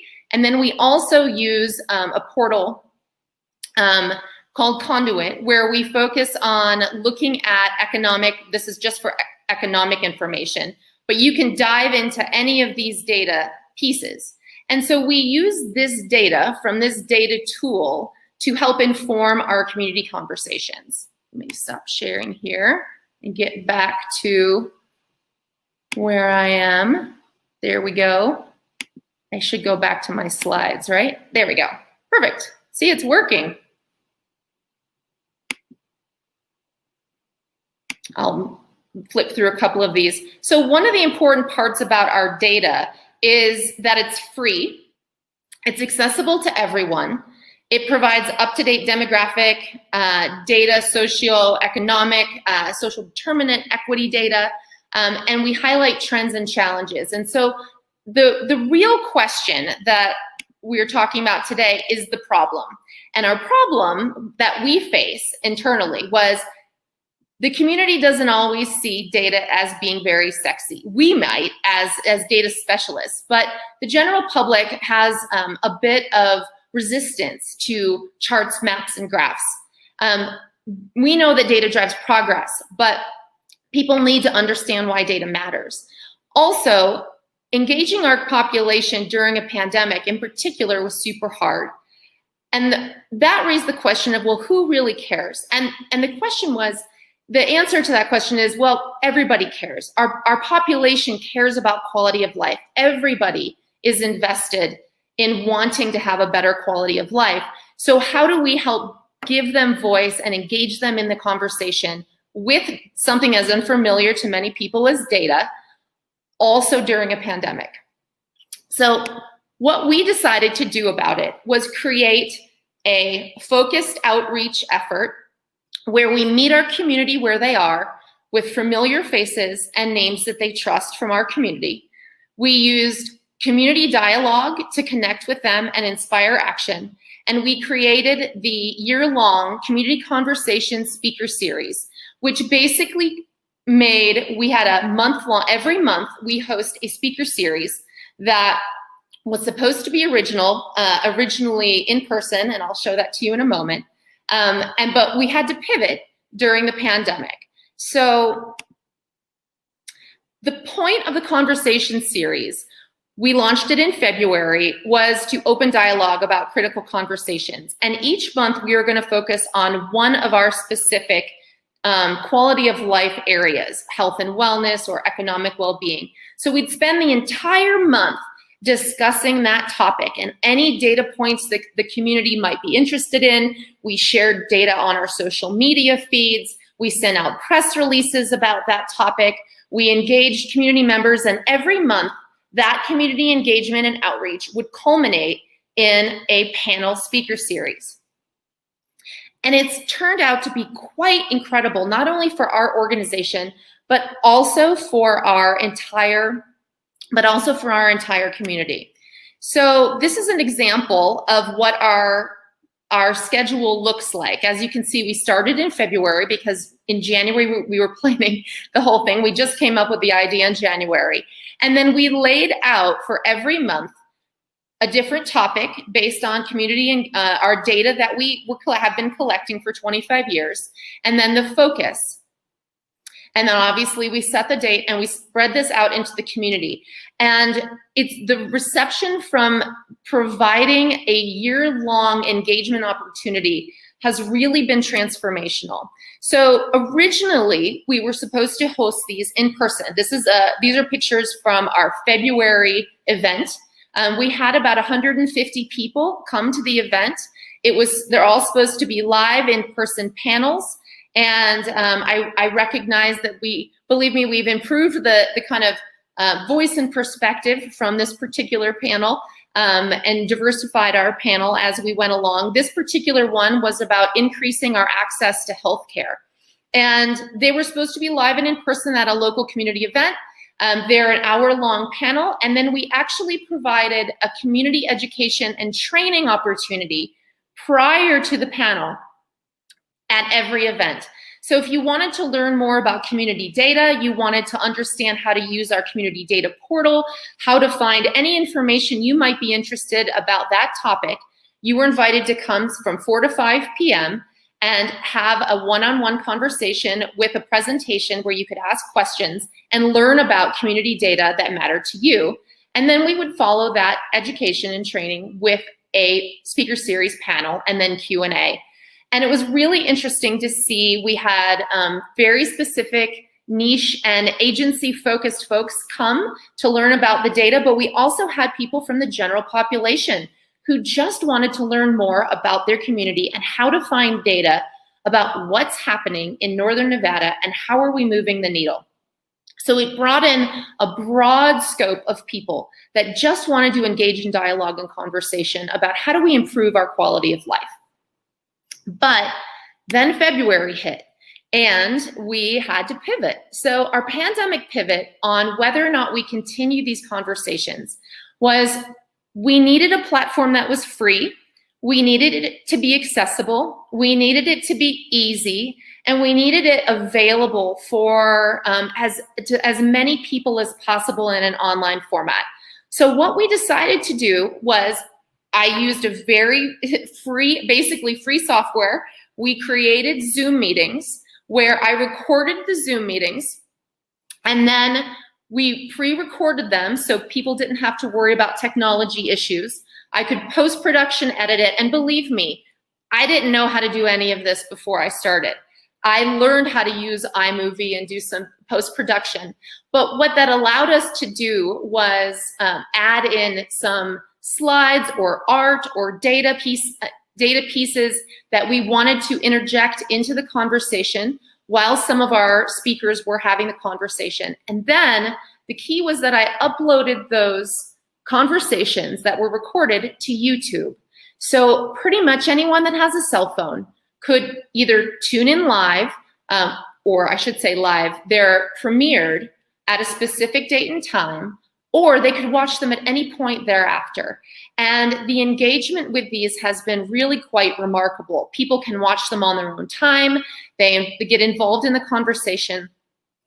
And we found that the engagement with this has been, the exposure for our organization and for the community has been really tremendous.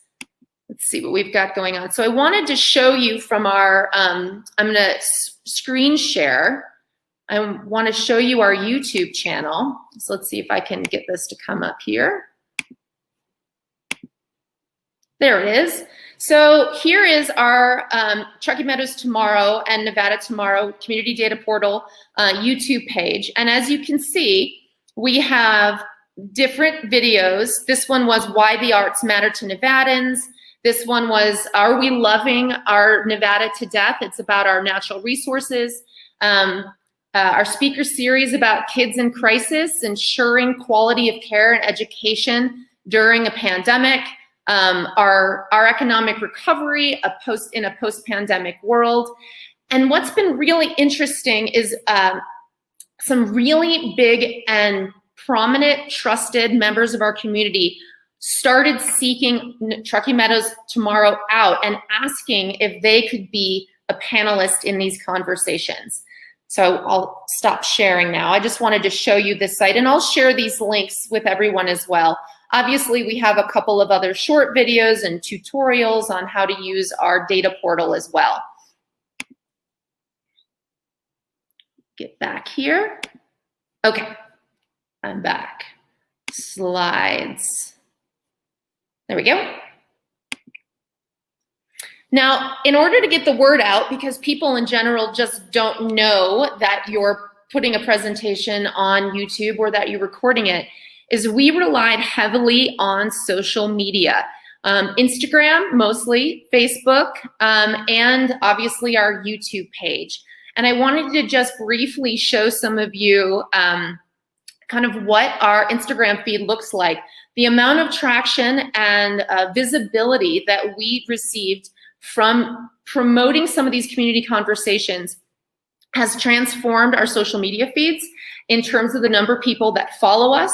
So our outreach has become exponentially positive because the more people that follow us, Truckee Meadows Tomorrow, the more people we can share our data with when we have data updates or interesting or unique data findings, or we want to highlight work that one of our particular agencies, whether it's our health district or our, the regional planning agency, has information. We have a platform now that is trusted and reliable, and people are used to seeing that we can start disseminating some of this community data out.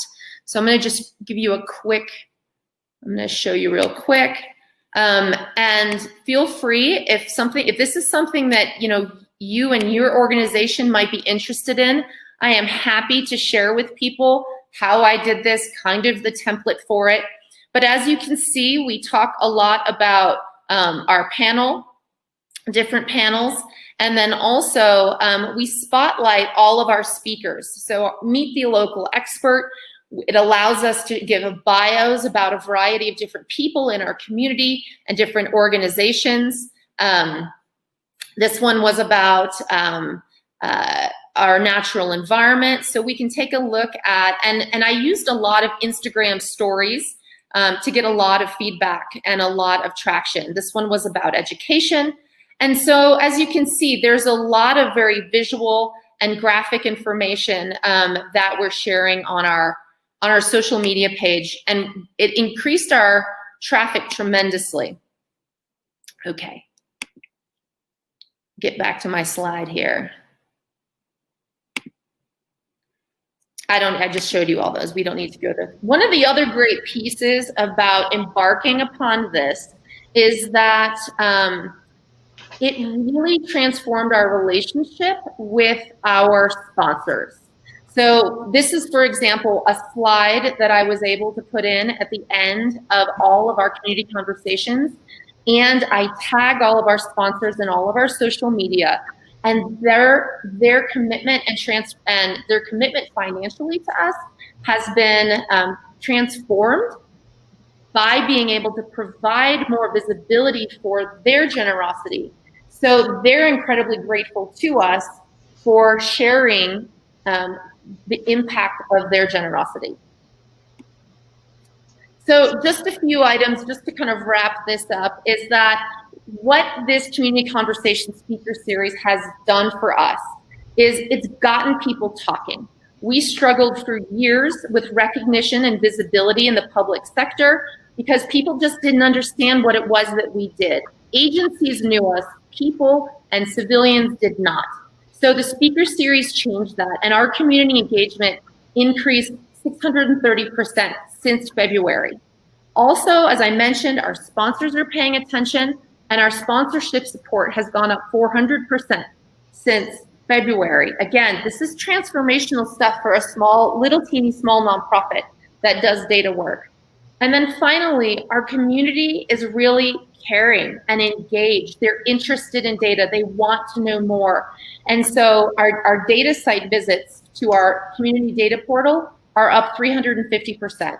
So, my point is I know that everyone's very steeped in data and we can get very myopic, but it's also important to remember that data just doesn't happen to our community. We need to really bring them in and engage them in the conversations about why they should care and what the data matters.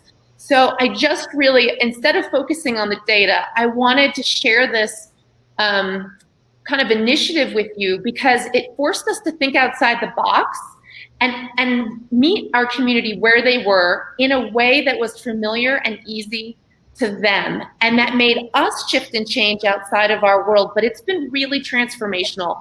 And so anyway, we're really excited about it. And I really hope that some of you can take away, pieces of this to help engage with your community a little bit more and get more excited about thinking outside the box about engagement.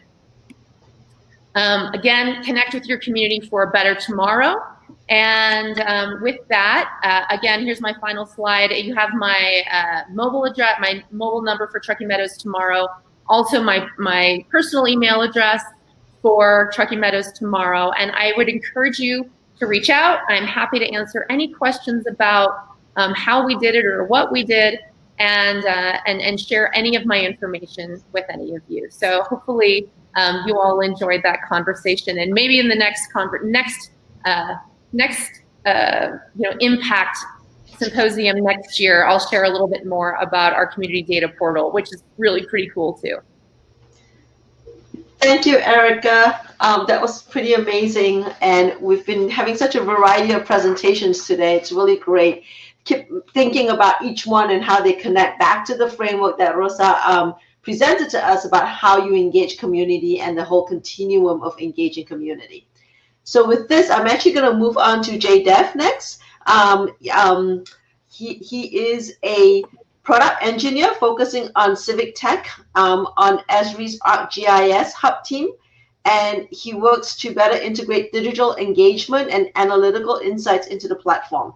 So Jay's going to be talking to us today about using ArcGIS Hub to engage your community partners in getting and using data. Hi, everyone. Can you hear me? Yes. And I'm going to start sharing my screen. You should be able to see a slideshow. And just to test, you should also now hopefully be able to see a very friendly page of Google results. Can everyone see that?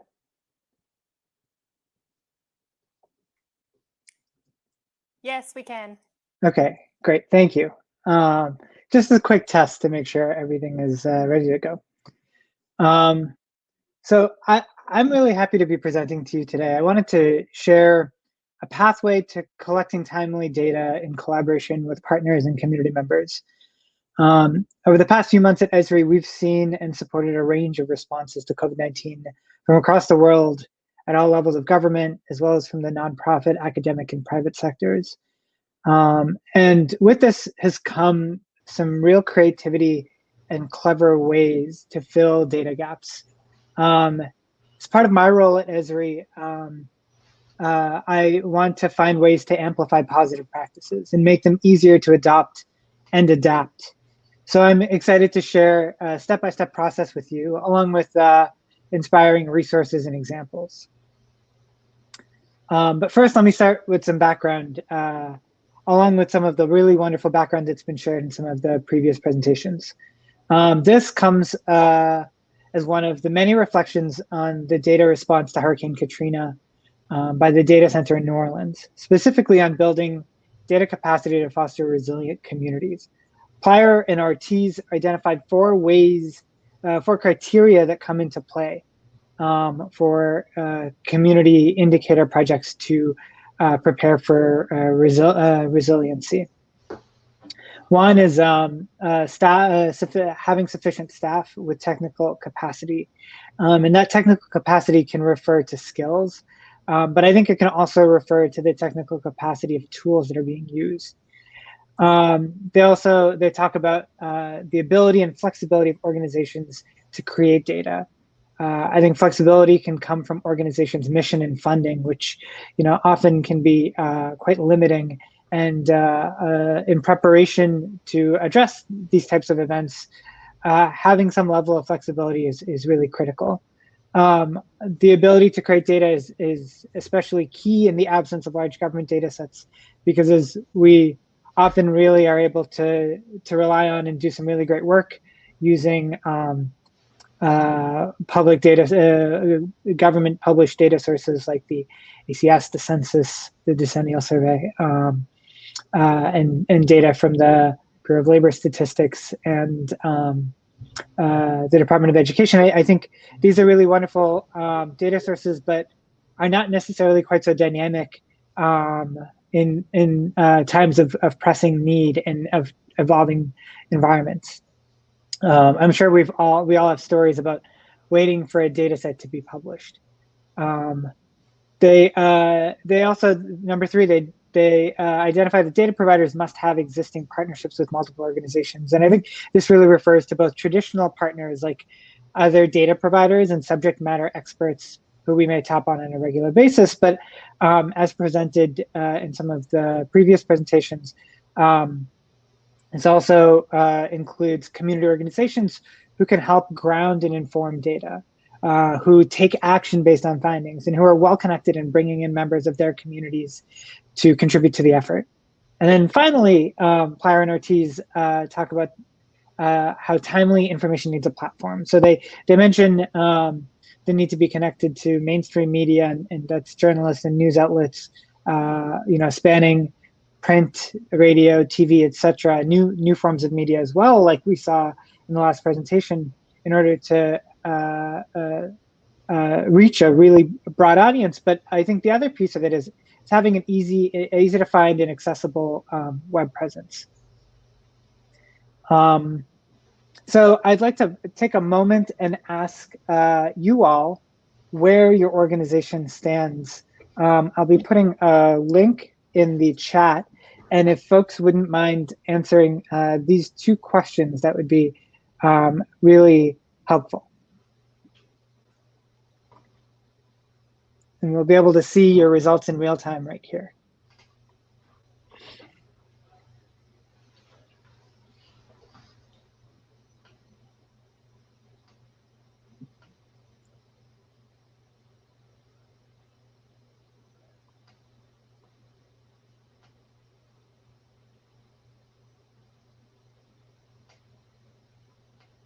So we're starting to get some results.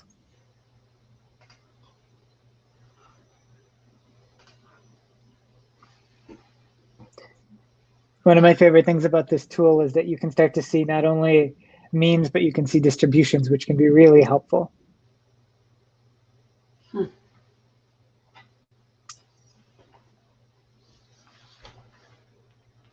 This is great. In the interest of time, I would love to have more people respond. If you're responding, please go ahead and continue. But I think what we're seeing immediately is that, the first two fields, I think we're seeing a little bit more higher response, although I think that's quickly changing as we go. Kind of a bimodal distribution for sufficient staff and technical capacity. I am encouraged to see some flexibility to create data and some really great existing partnerships with organizations. I'll move on to the next question here, which is more, drilling down a little bit deeper. What are relative strengths and weaknesses does your organization have? And I think if we're running short on time, I know we don't want to keep you too long. I might pose this as a question that you all can mull over, and please feel free to respond in the platform with. We can come back to this at a later time if people are interested to see some of the responses. As you can see, they'll populate right here. But maybe we can come back to this as we keep moving on the presentation.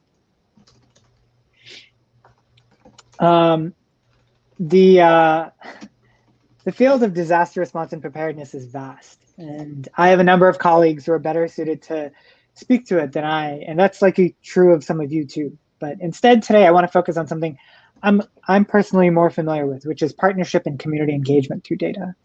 We're going to focus on collecting timely data as a critical role that community indicator organizations can serve, especially in a time of evolving circumstances, whether that is in disaster response or whether that is in response to a pandemic. I think this specific problem has a few different requirements. It's important that addressing gaps happens in a timely and accurate manner, so that information is not lost or misrepresented. And so preparation, I think, is really key here, and getting folks on the same page is really important. Because on the other hand, it's really not very helpful to do this in haste. Because haste in collecting data can risk collecting the wrong data, or collecting data that respond to the wrong questions.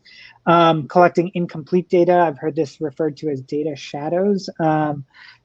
Taylor et al. Talk about data shadows in the response to Hurricane Sandy in New York, where disconnected communities were neither represented in data nor were they served by it. And finally, I think it's important that we're deliberate in how we prepare to collect data in a crowdsourced manner, so that data doesn't widen information or decision-making gaps. So community ownership is encouraged and considered, and community members across the spectrum have their voices heard in what gets asked and how it's collected. Finally, as data is collected, it must be easily found and easily understood, and it must be trusted. And I think that's one of the key things here that community indicator programs can really lend, it can lend a systematic approach and trust to a network of partners. I want to focus on how to do this using a tool that I work on called ArcGIS Hub. Very quickly, Hub is an application within ArcGIS Online. And if you have ArcGIS Online, you actually already have access to Hub. At a high level, Hub seeks to transform how organizations engage and collaborate with their communities by focusing on goal-driven initiatives. Not just, it started as ArcGIS Open Data, but it's moved past that. Not just here is data, but here's what we're trying to accomplish over time, and here's how it's being measured over time. Hub does this by, with a drag and drop website builder and a reliable download system, allowing access through a range of output formats and an API for any data that you publish there. But it does, with the website builder, Hub makes it so that publishing data and information is easy and reliable. No coding is required to make a website that fits into your organizational branding. And if you have HTML or CSS experts on the team, they can flex those skills too.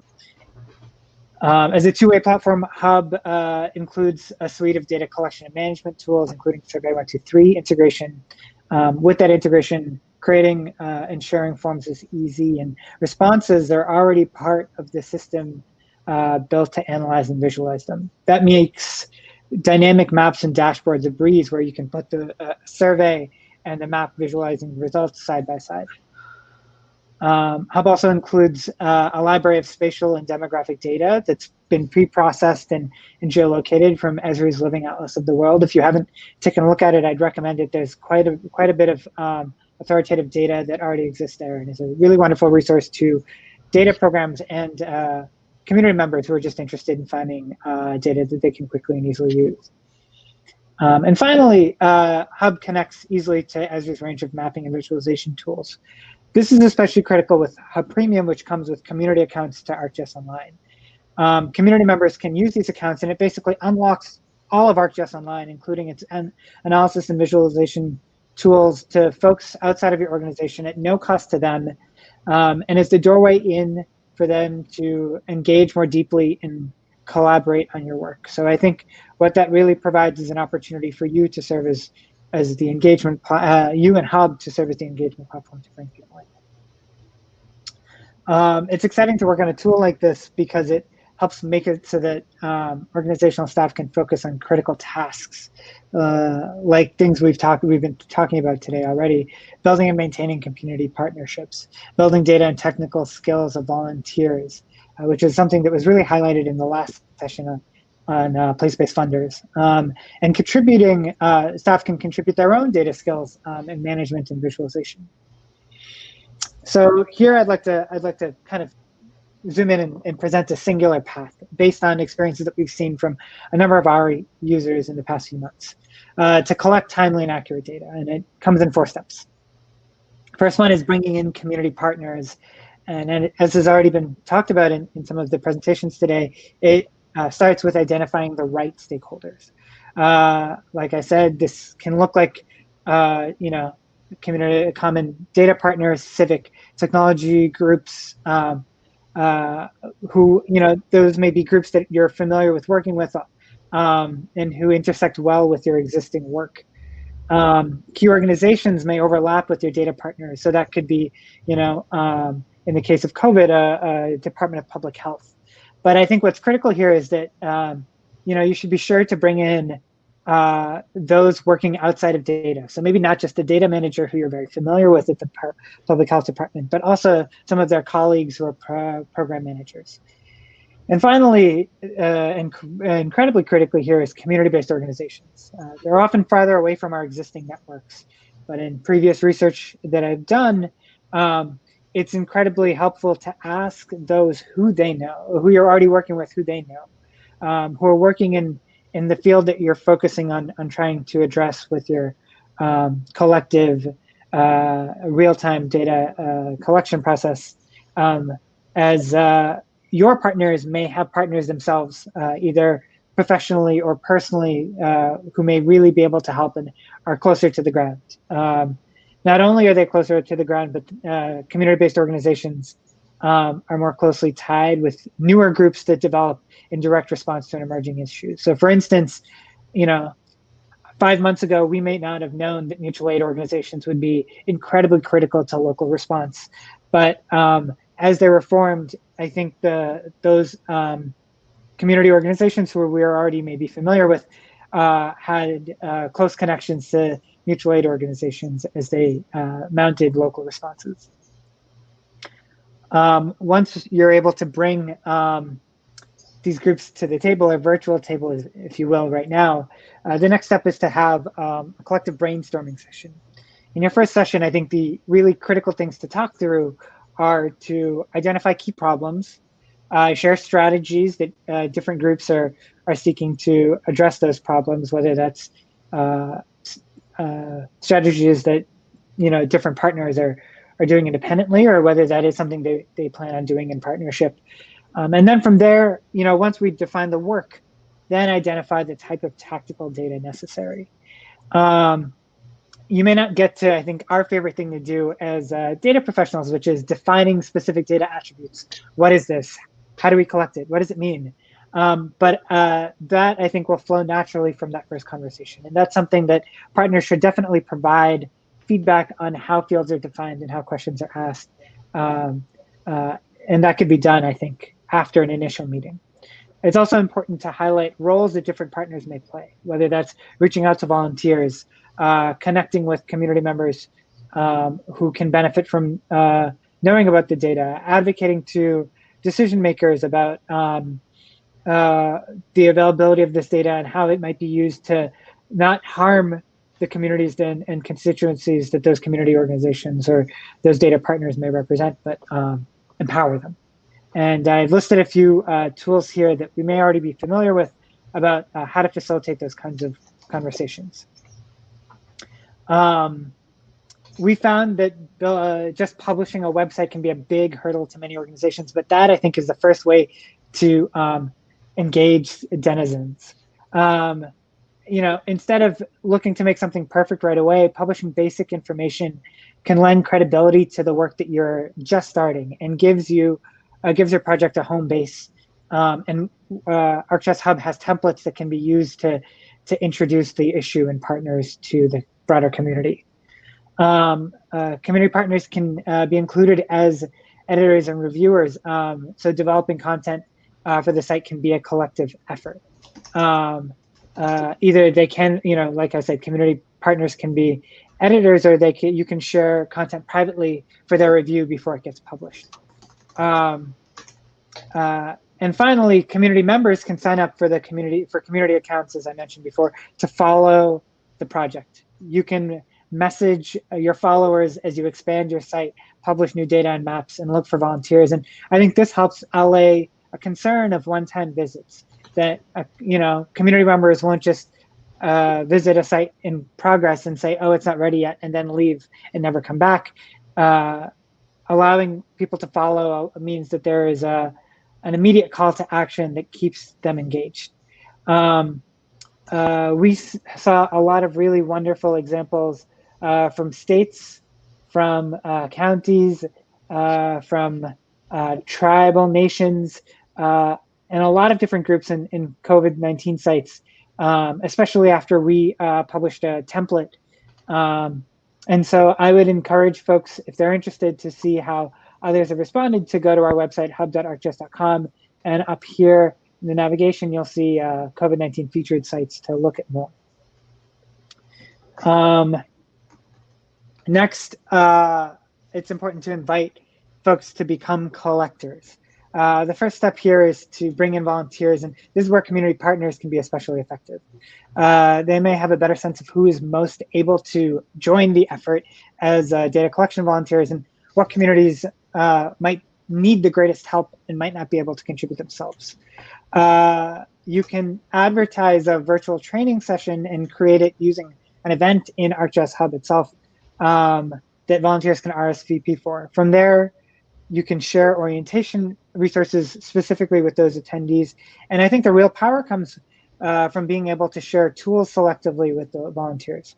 For instance, you can create a private page where volunteers can log in and see collection progress as it happens.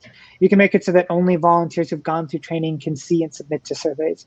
And you can create a verification team and give them specific access to submissions for vetting before publication.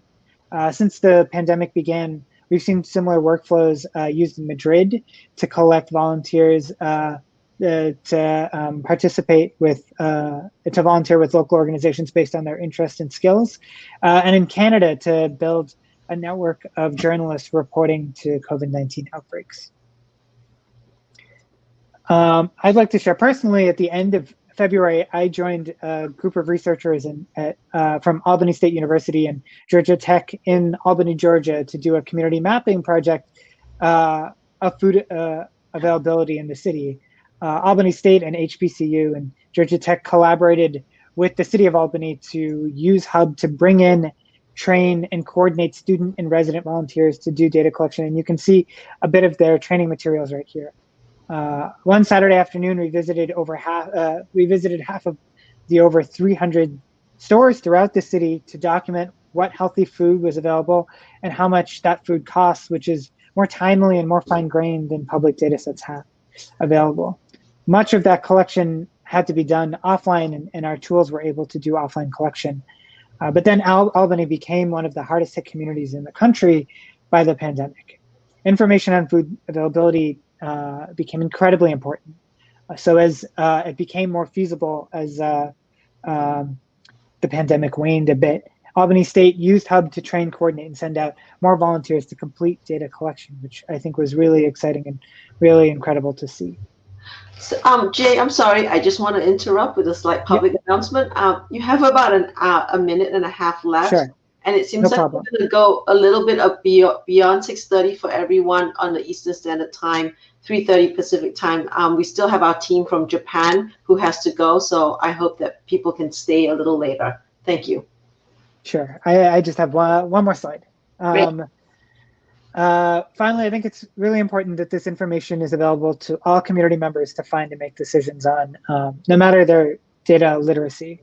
So while publishing this data can be useful for some community scientists, academics, organizations, and governments, providing it in maps and visualizations can help inform individual decision-making. We saw an excellent example of that in a grocery inventory hub. It was originally created by Holly Torpy of JS Corps in the form of a web app and survey to show where vital goods were accessible when we were all hoarding toilet paper and dried beans.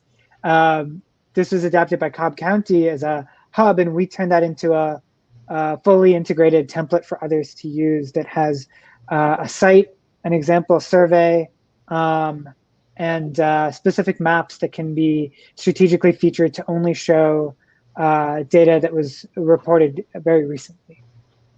I will conclude.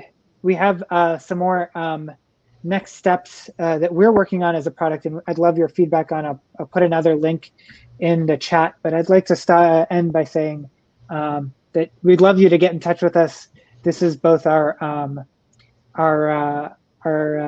Twitter handle and my personal email, jdev@esri.com, along with some resources that you can use to find out what's going on with Hub, what you can do with it, and a user lab where if you're already a user, we'd love to hear your feedback. It'll help us make a better product for everyone. Thank you so much, Jay. Sorry for the interruption. And just wanted to quickly move us to our last presenter, who actually, she and her team comes from Japan. Masako Hasegawa is Executive Director for CSO Network Japan, which aims to contribute to achieving a just and sustainable society in which individuals can earn a dignified living and the disempowered can participate meaningfully in decision making. So I'm going to turn this over to her and her team now, and thank you for waking up and being with us. And I know it's a very different time zone for you right now. Thank you. Can you see our slides? Yes, can hear you, and your slides loading right now. Great. Thank you for giving a great opportunity today. We will start with self-introduction. So please, Koshiba-san. はい。お願いします。Can you hear me? Yes. Yes. Yes, thank you. Greeting from Japan. We are a team for community development using community indicators. I am Noriaki Koshiba, Social Welfare Council of Kurobe City. Until now, visions in Japan have been created by the state. But I think the time has come for each region to create its own vision. I believe that the development of local goals and indicators by citizens promotes citizen participation. Thank you. And Ichikawa-sensei, please.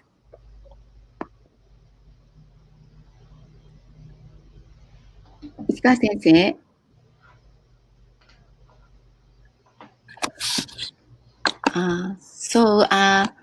I am Masako Hasegawa, CSO Network Japan.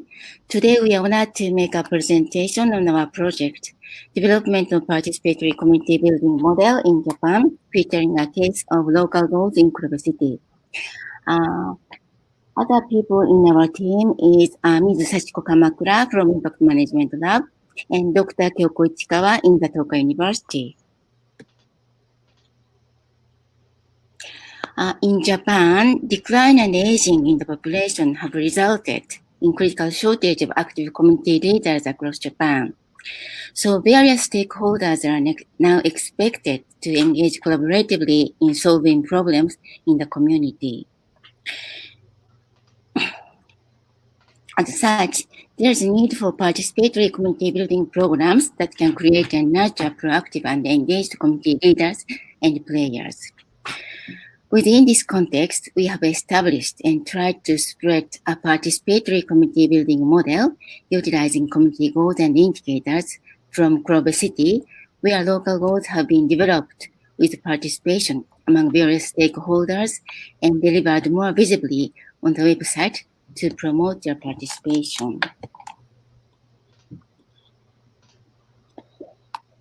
In January 2020, we have invited Ms. Chantal Stevens, Executive Director of the CIC, and Mr. Raul Alvarez, Executive Director of the CAN, Community Advancement Network in Austin, Texas, a member of the CIC, to Japan in order to discuss the role of community indicators and how to develop and use the indicators.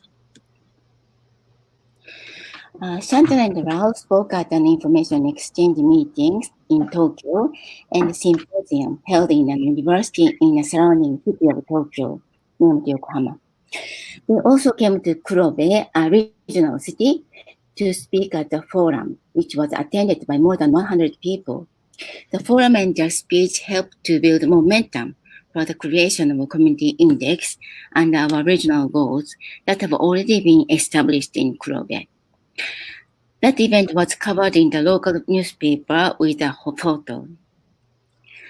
We took a tour of facility for Nowhere Kids in Kurobe City. And this picture shows we formed the CIC with finger letters with Chantal and Raul against the background of Toyama Bay.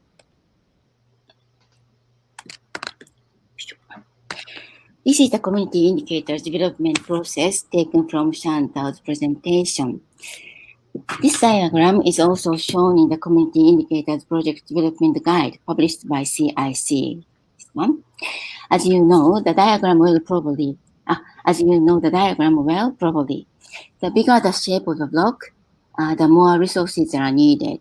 And the darker the color, the more community involvement is needed. In our 5 goals for Kurobe, we have developed a vision and goals. And now we are at the stage where we are trying to develop indicators. We are seeking to engage community members, multi-stakeholders in the community through this process of development vision and goals, creation of indicators, promoting action, evaluation, and reporting. After listening to Shantan and Raul's talk, several people became interested in community development through using indicators. And we established a team called the Community Indicators Lab with them. Against the backdrop of the spread of the SDGs in Japan, the use of local goals to create communities is gradually expanding. So we have received a few requests to support the development of local goals.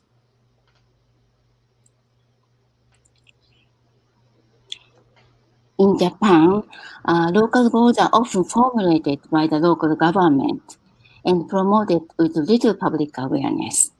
Of course, there is publicity by the government, but the dissemination of information is not eye-catching and is unknown to all but those who are interested in the community. 5 Goals for Kurobe was created by the Social Welfare Council of Kurobe City, which is responsible for community welfare, and a semi-governmental, semi-private organization that relies on governmental budget for most of its operating funds. Many of the community plans and goals that are formulated by the Social Welfare Council every 5 years are unknown to anyone in the community, like the plans and goals of the government. So, Social Welfare Council of Kurobe wanted to do something about the situation where the plans and goals that were created to improve the welfare of the community are not being used effectively at all. Then they thought that the formulation of this plan and goals could be an opportunity for people in the community to learn about the community, identify issues, and take action for the community. The 5 Goals for Kurobe is therefore a goal to get people to know the community, get them involved, and collaborate with the community. Kurobe is a beautiful city surrounded by mountains and seas. Social Welfare Council of Kurobe's regional vision is realization of a mutualistic society. And traditionally, the Japanese society has valued mutual help in small local communities. However, along with the continued urbanization and prevalence of public social services, the mutual help in local community has been generally weakened. And Kurobe City is located in the central part of Japan. The city has 42,000 people. It is famous for hot spa, tourist attractions, and delicious seafoods from the Japanese Sea. The main industries are tourism and manufacturing, with YKK, which manufactures fasteners and sashes, serving the local economy.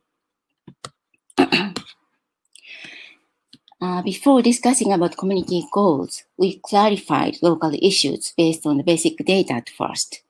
Then we managed to gather various voices in the community. By conducting surveys for high school and junior high students and interviewing handicapped people, then various problems in the communities can be understood systematically. Shown in this slide, the problems of local welfare in Kurobe include a lack of local supporters due to the declining aging population, isolation of those who need care due to a decrease in mutual aid, and increasing complexity and severity of welfare issues. And these problems of local welfare in these problems in Kurobe are a common challenge for rural areas in Japan. An aging and declining population causes an increase in diversification of social welfare needs, but there are no more local players in the region to meet those needs. So, Kurobe people have decided to build their community by themselves on their resources, with raising community leaders and players, by collaborating with multi-stakeholders, and by encouraging participation in their community.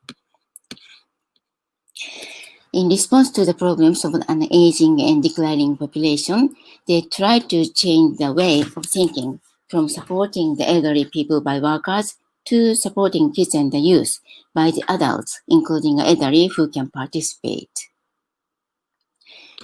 And we asked people of various ages and attributes to join us in formulating our goals.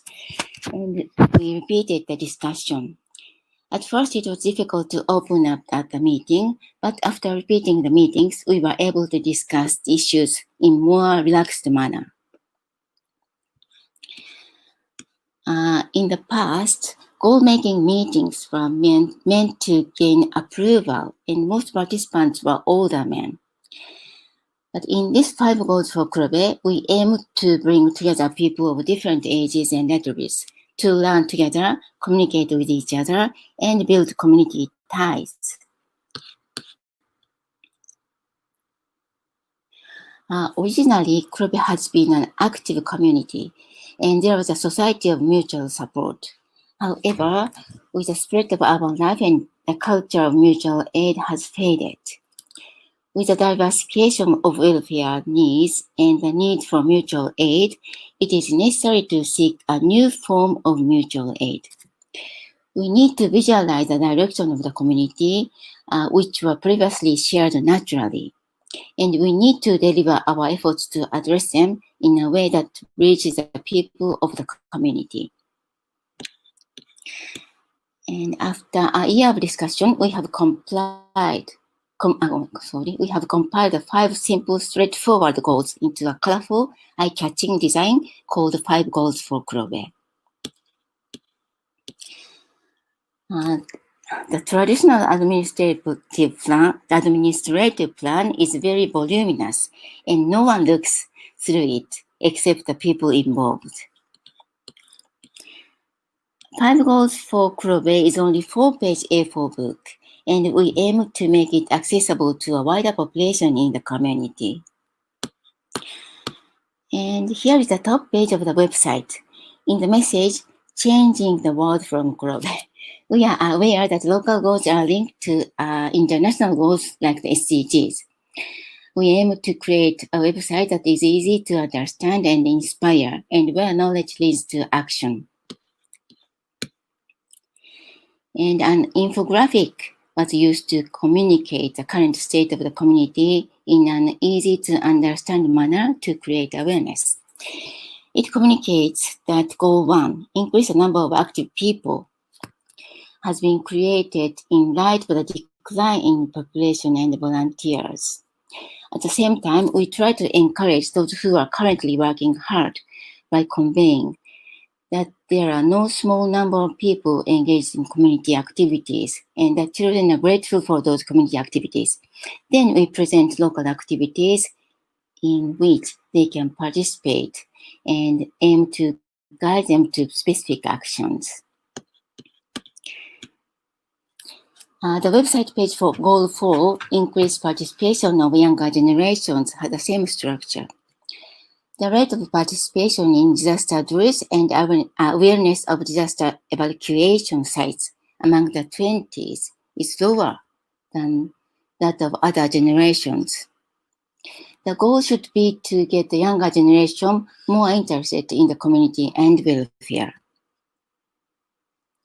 On the other hand, the percentage of middle and high school students who leave the city for college or employment but want to return in the future is 60% in Kurobe, which means the involvement of the younger generation is expected to bring more young people back to the area and increase the sustainability of the community. This 5 Goals for Kurobe website was conceived with the help of several CIC websites. For example, this website for SA 2020 in San Antonio, Texas, makes it easy to get involved in volunteering through the activities page of organizations working with local goals. And then we wanted to create a smooth line of flow from knowing to action. Moreover, we plan to launch an application enabling residents to participate in local activities through the app, in which they can monitor their own record of their participation. We believe both the website and the application can foster full participation. This year, we are hoping to develop regional indicators under 5 goals under these 5 goals.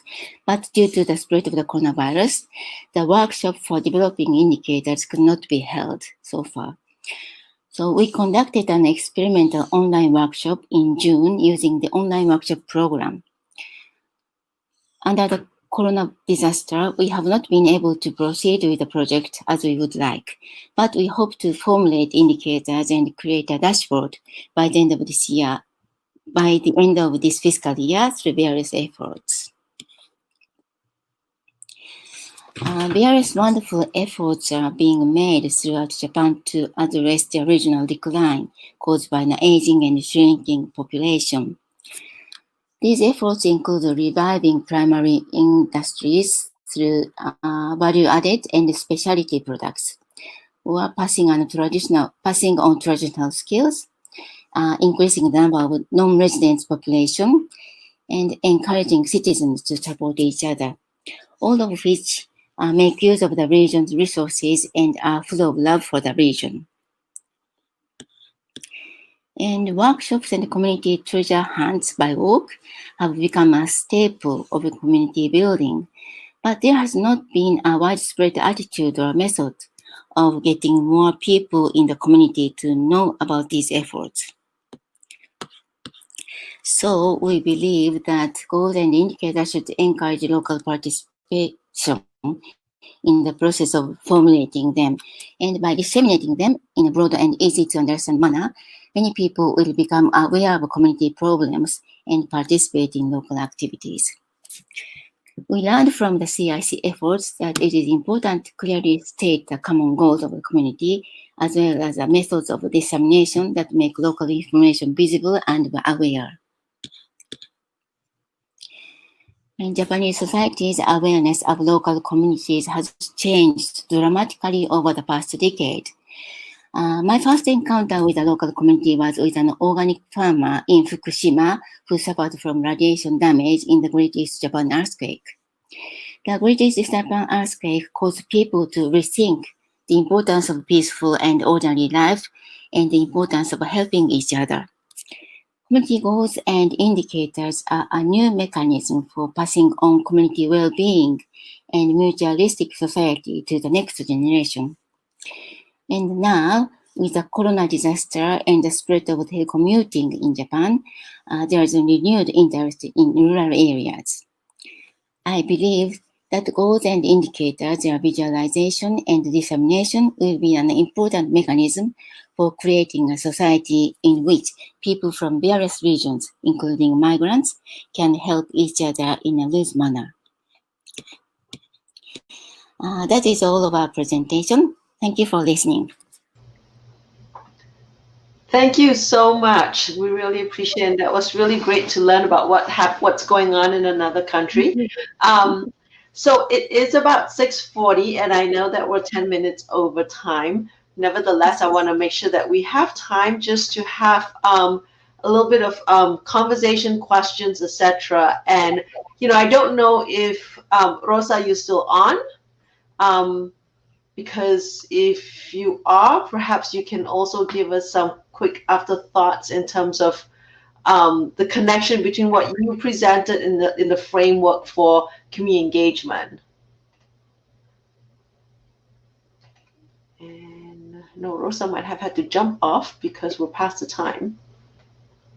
But let's pose some questions still. If people want to pose some questions or raise your hand and we can unmute you, maybe we can have another 10 minutes of this.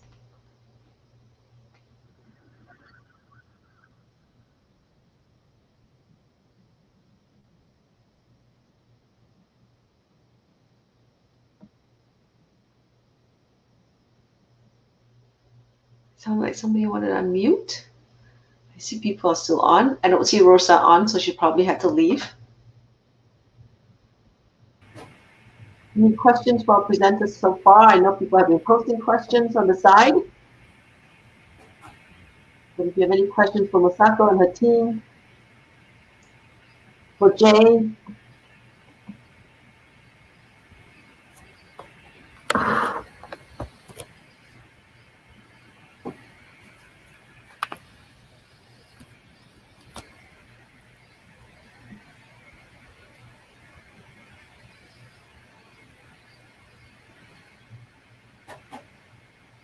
What is the specialty?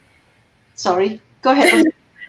Okay, specific things. So traditionally, as the massacre assured in the presentation, and in the traditionally Japanese society, Japanese community, that it's a kind of the old questions like the very the elderly people have the elderly and the men have ownership for the decision making.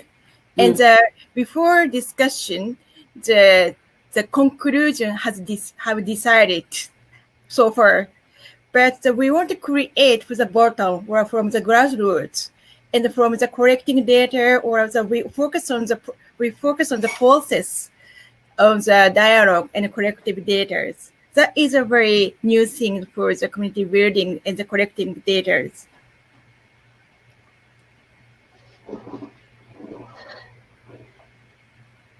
Thank you. You know, for all the presenters who are still on, perhaps I can ask this question. Just if you want to post your answers or you want to unmute yourself and speak. Sort of knowing that, you know, we started off with a community engagement framework and talked about the marginalization of communities all the way to kind of, you know, giving community their power. In all the presentations, like, you know, how do you think you have explicitly helped move the needle from just marginalization towards giving community power? Any thoughts about that? About the power. Sorry. So how have you moved the community from not having a voice, being sort of marginalized, towards having more voice and having more power over their own lives and the conditions that they live in? Yes. So maybe we have to focus on this from the various perspectives, but and as Masako presented, that some focus is we need to focus on the empower or from the collecting voice from the under 14s, like that. So usually under 14, like the 20 or 30, or for example, the student student of the junior and senior high school student may not engage community so far, and not that. So we focus on that. How do we empower that under 40s capability? Yes. Okay. Okay. So Masako-san, that's sure. So can you add some more information about the power? How to collect the power? How to empower? How to empower. Yeah. How to empower the community? Yeah. Kuruba is a regional city, and I think the community tie is very important in the community. So Mr. Koshiba Noriaki is a key person in developing these goals and indicators, and he tried to involve a lot of people in his work and in his using his private times, I think. Okay. Yeah. And link, try to link ties over his area. Okay. So being able to bring in people, a lot of different people, through his connections to be able to discuss. Thank you. And I think Eric also posted something about them providing a platform in the chat box. I think there are a few other questions to all the presenters, not just to our friends from Japan, but all the presenters. Sort of, how do you bring in or retain the engagement of young adults, of youth and young people? Any thoughts about that, all our presenters? どのように、なんでしょう、集めた、若い力を集めたんですかって言ってますね。小柴さん、よかった。トランスレーションします。あ、ミュートになってます。ミュートになってます。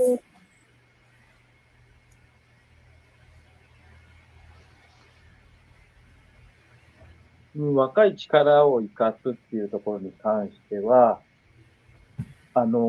バランスよく集めることが大事だと思ってます。20代と70代ではなくて、20代、30代、40代、50代、60代という形で、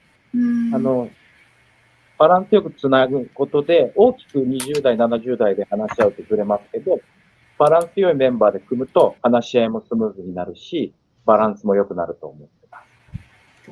May I translate? Yes, please.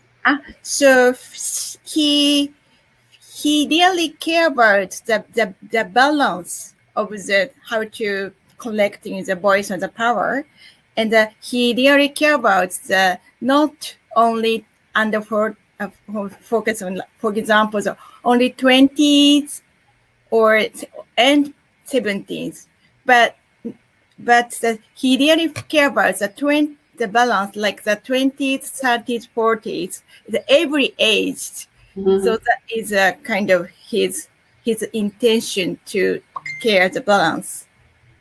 Great, thank you. So being very intentional, not just thinking about young people as just one group of people, but thinking about the different generations, right? The 20 years old, those in their 30s, those in their 40s, and they each need very different engagement strategies. Thank you.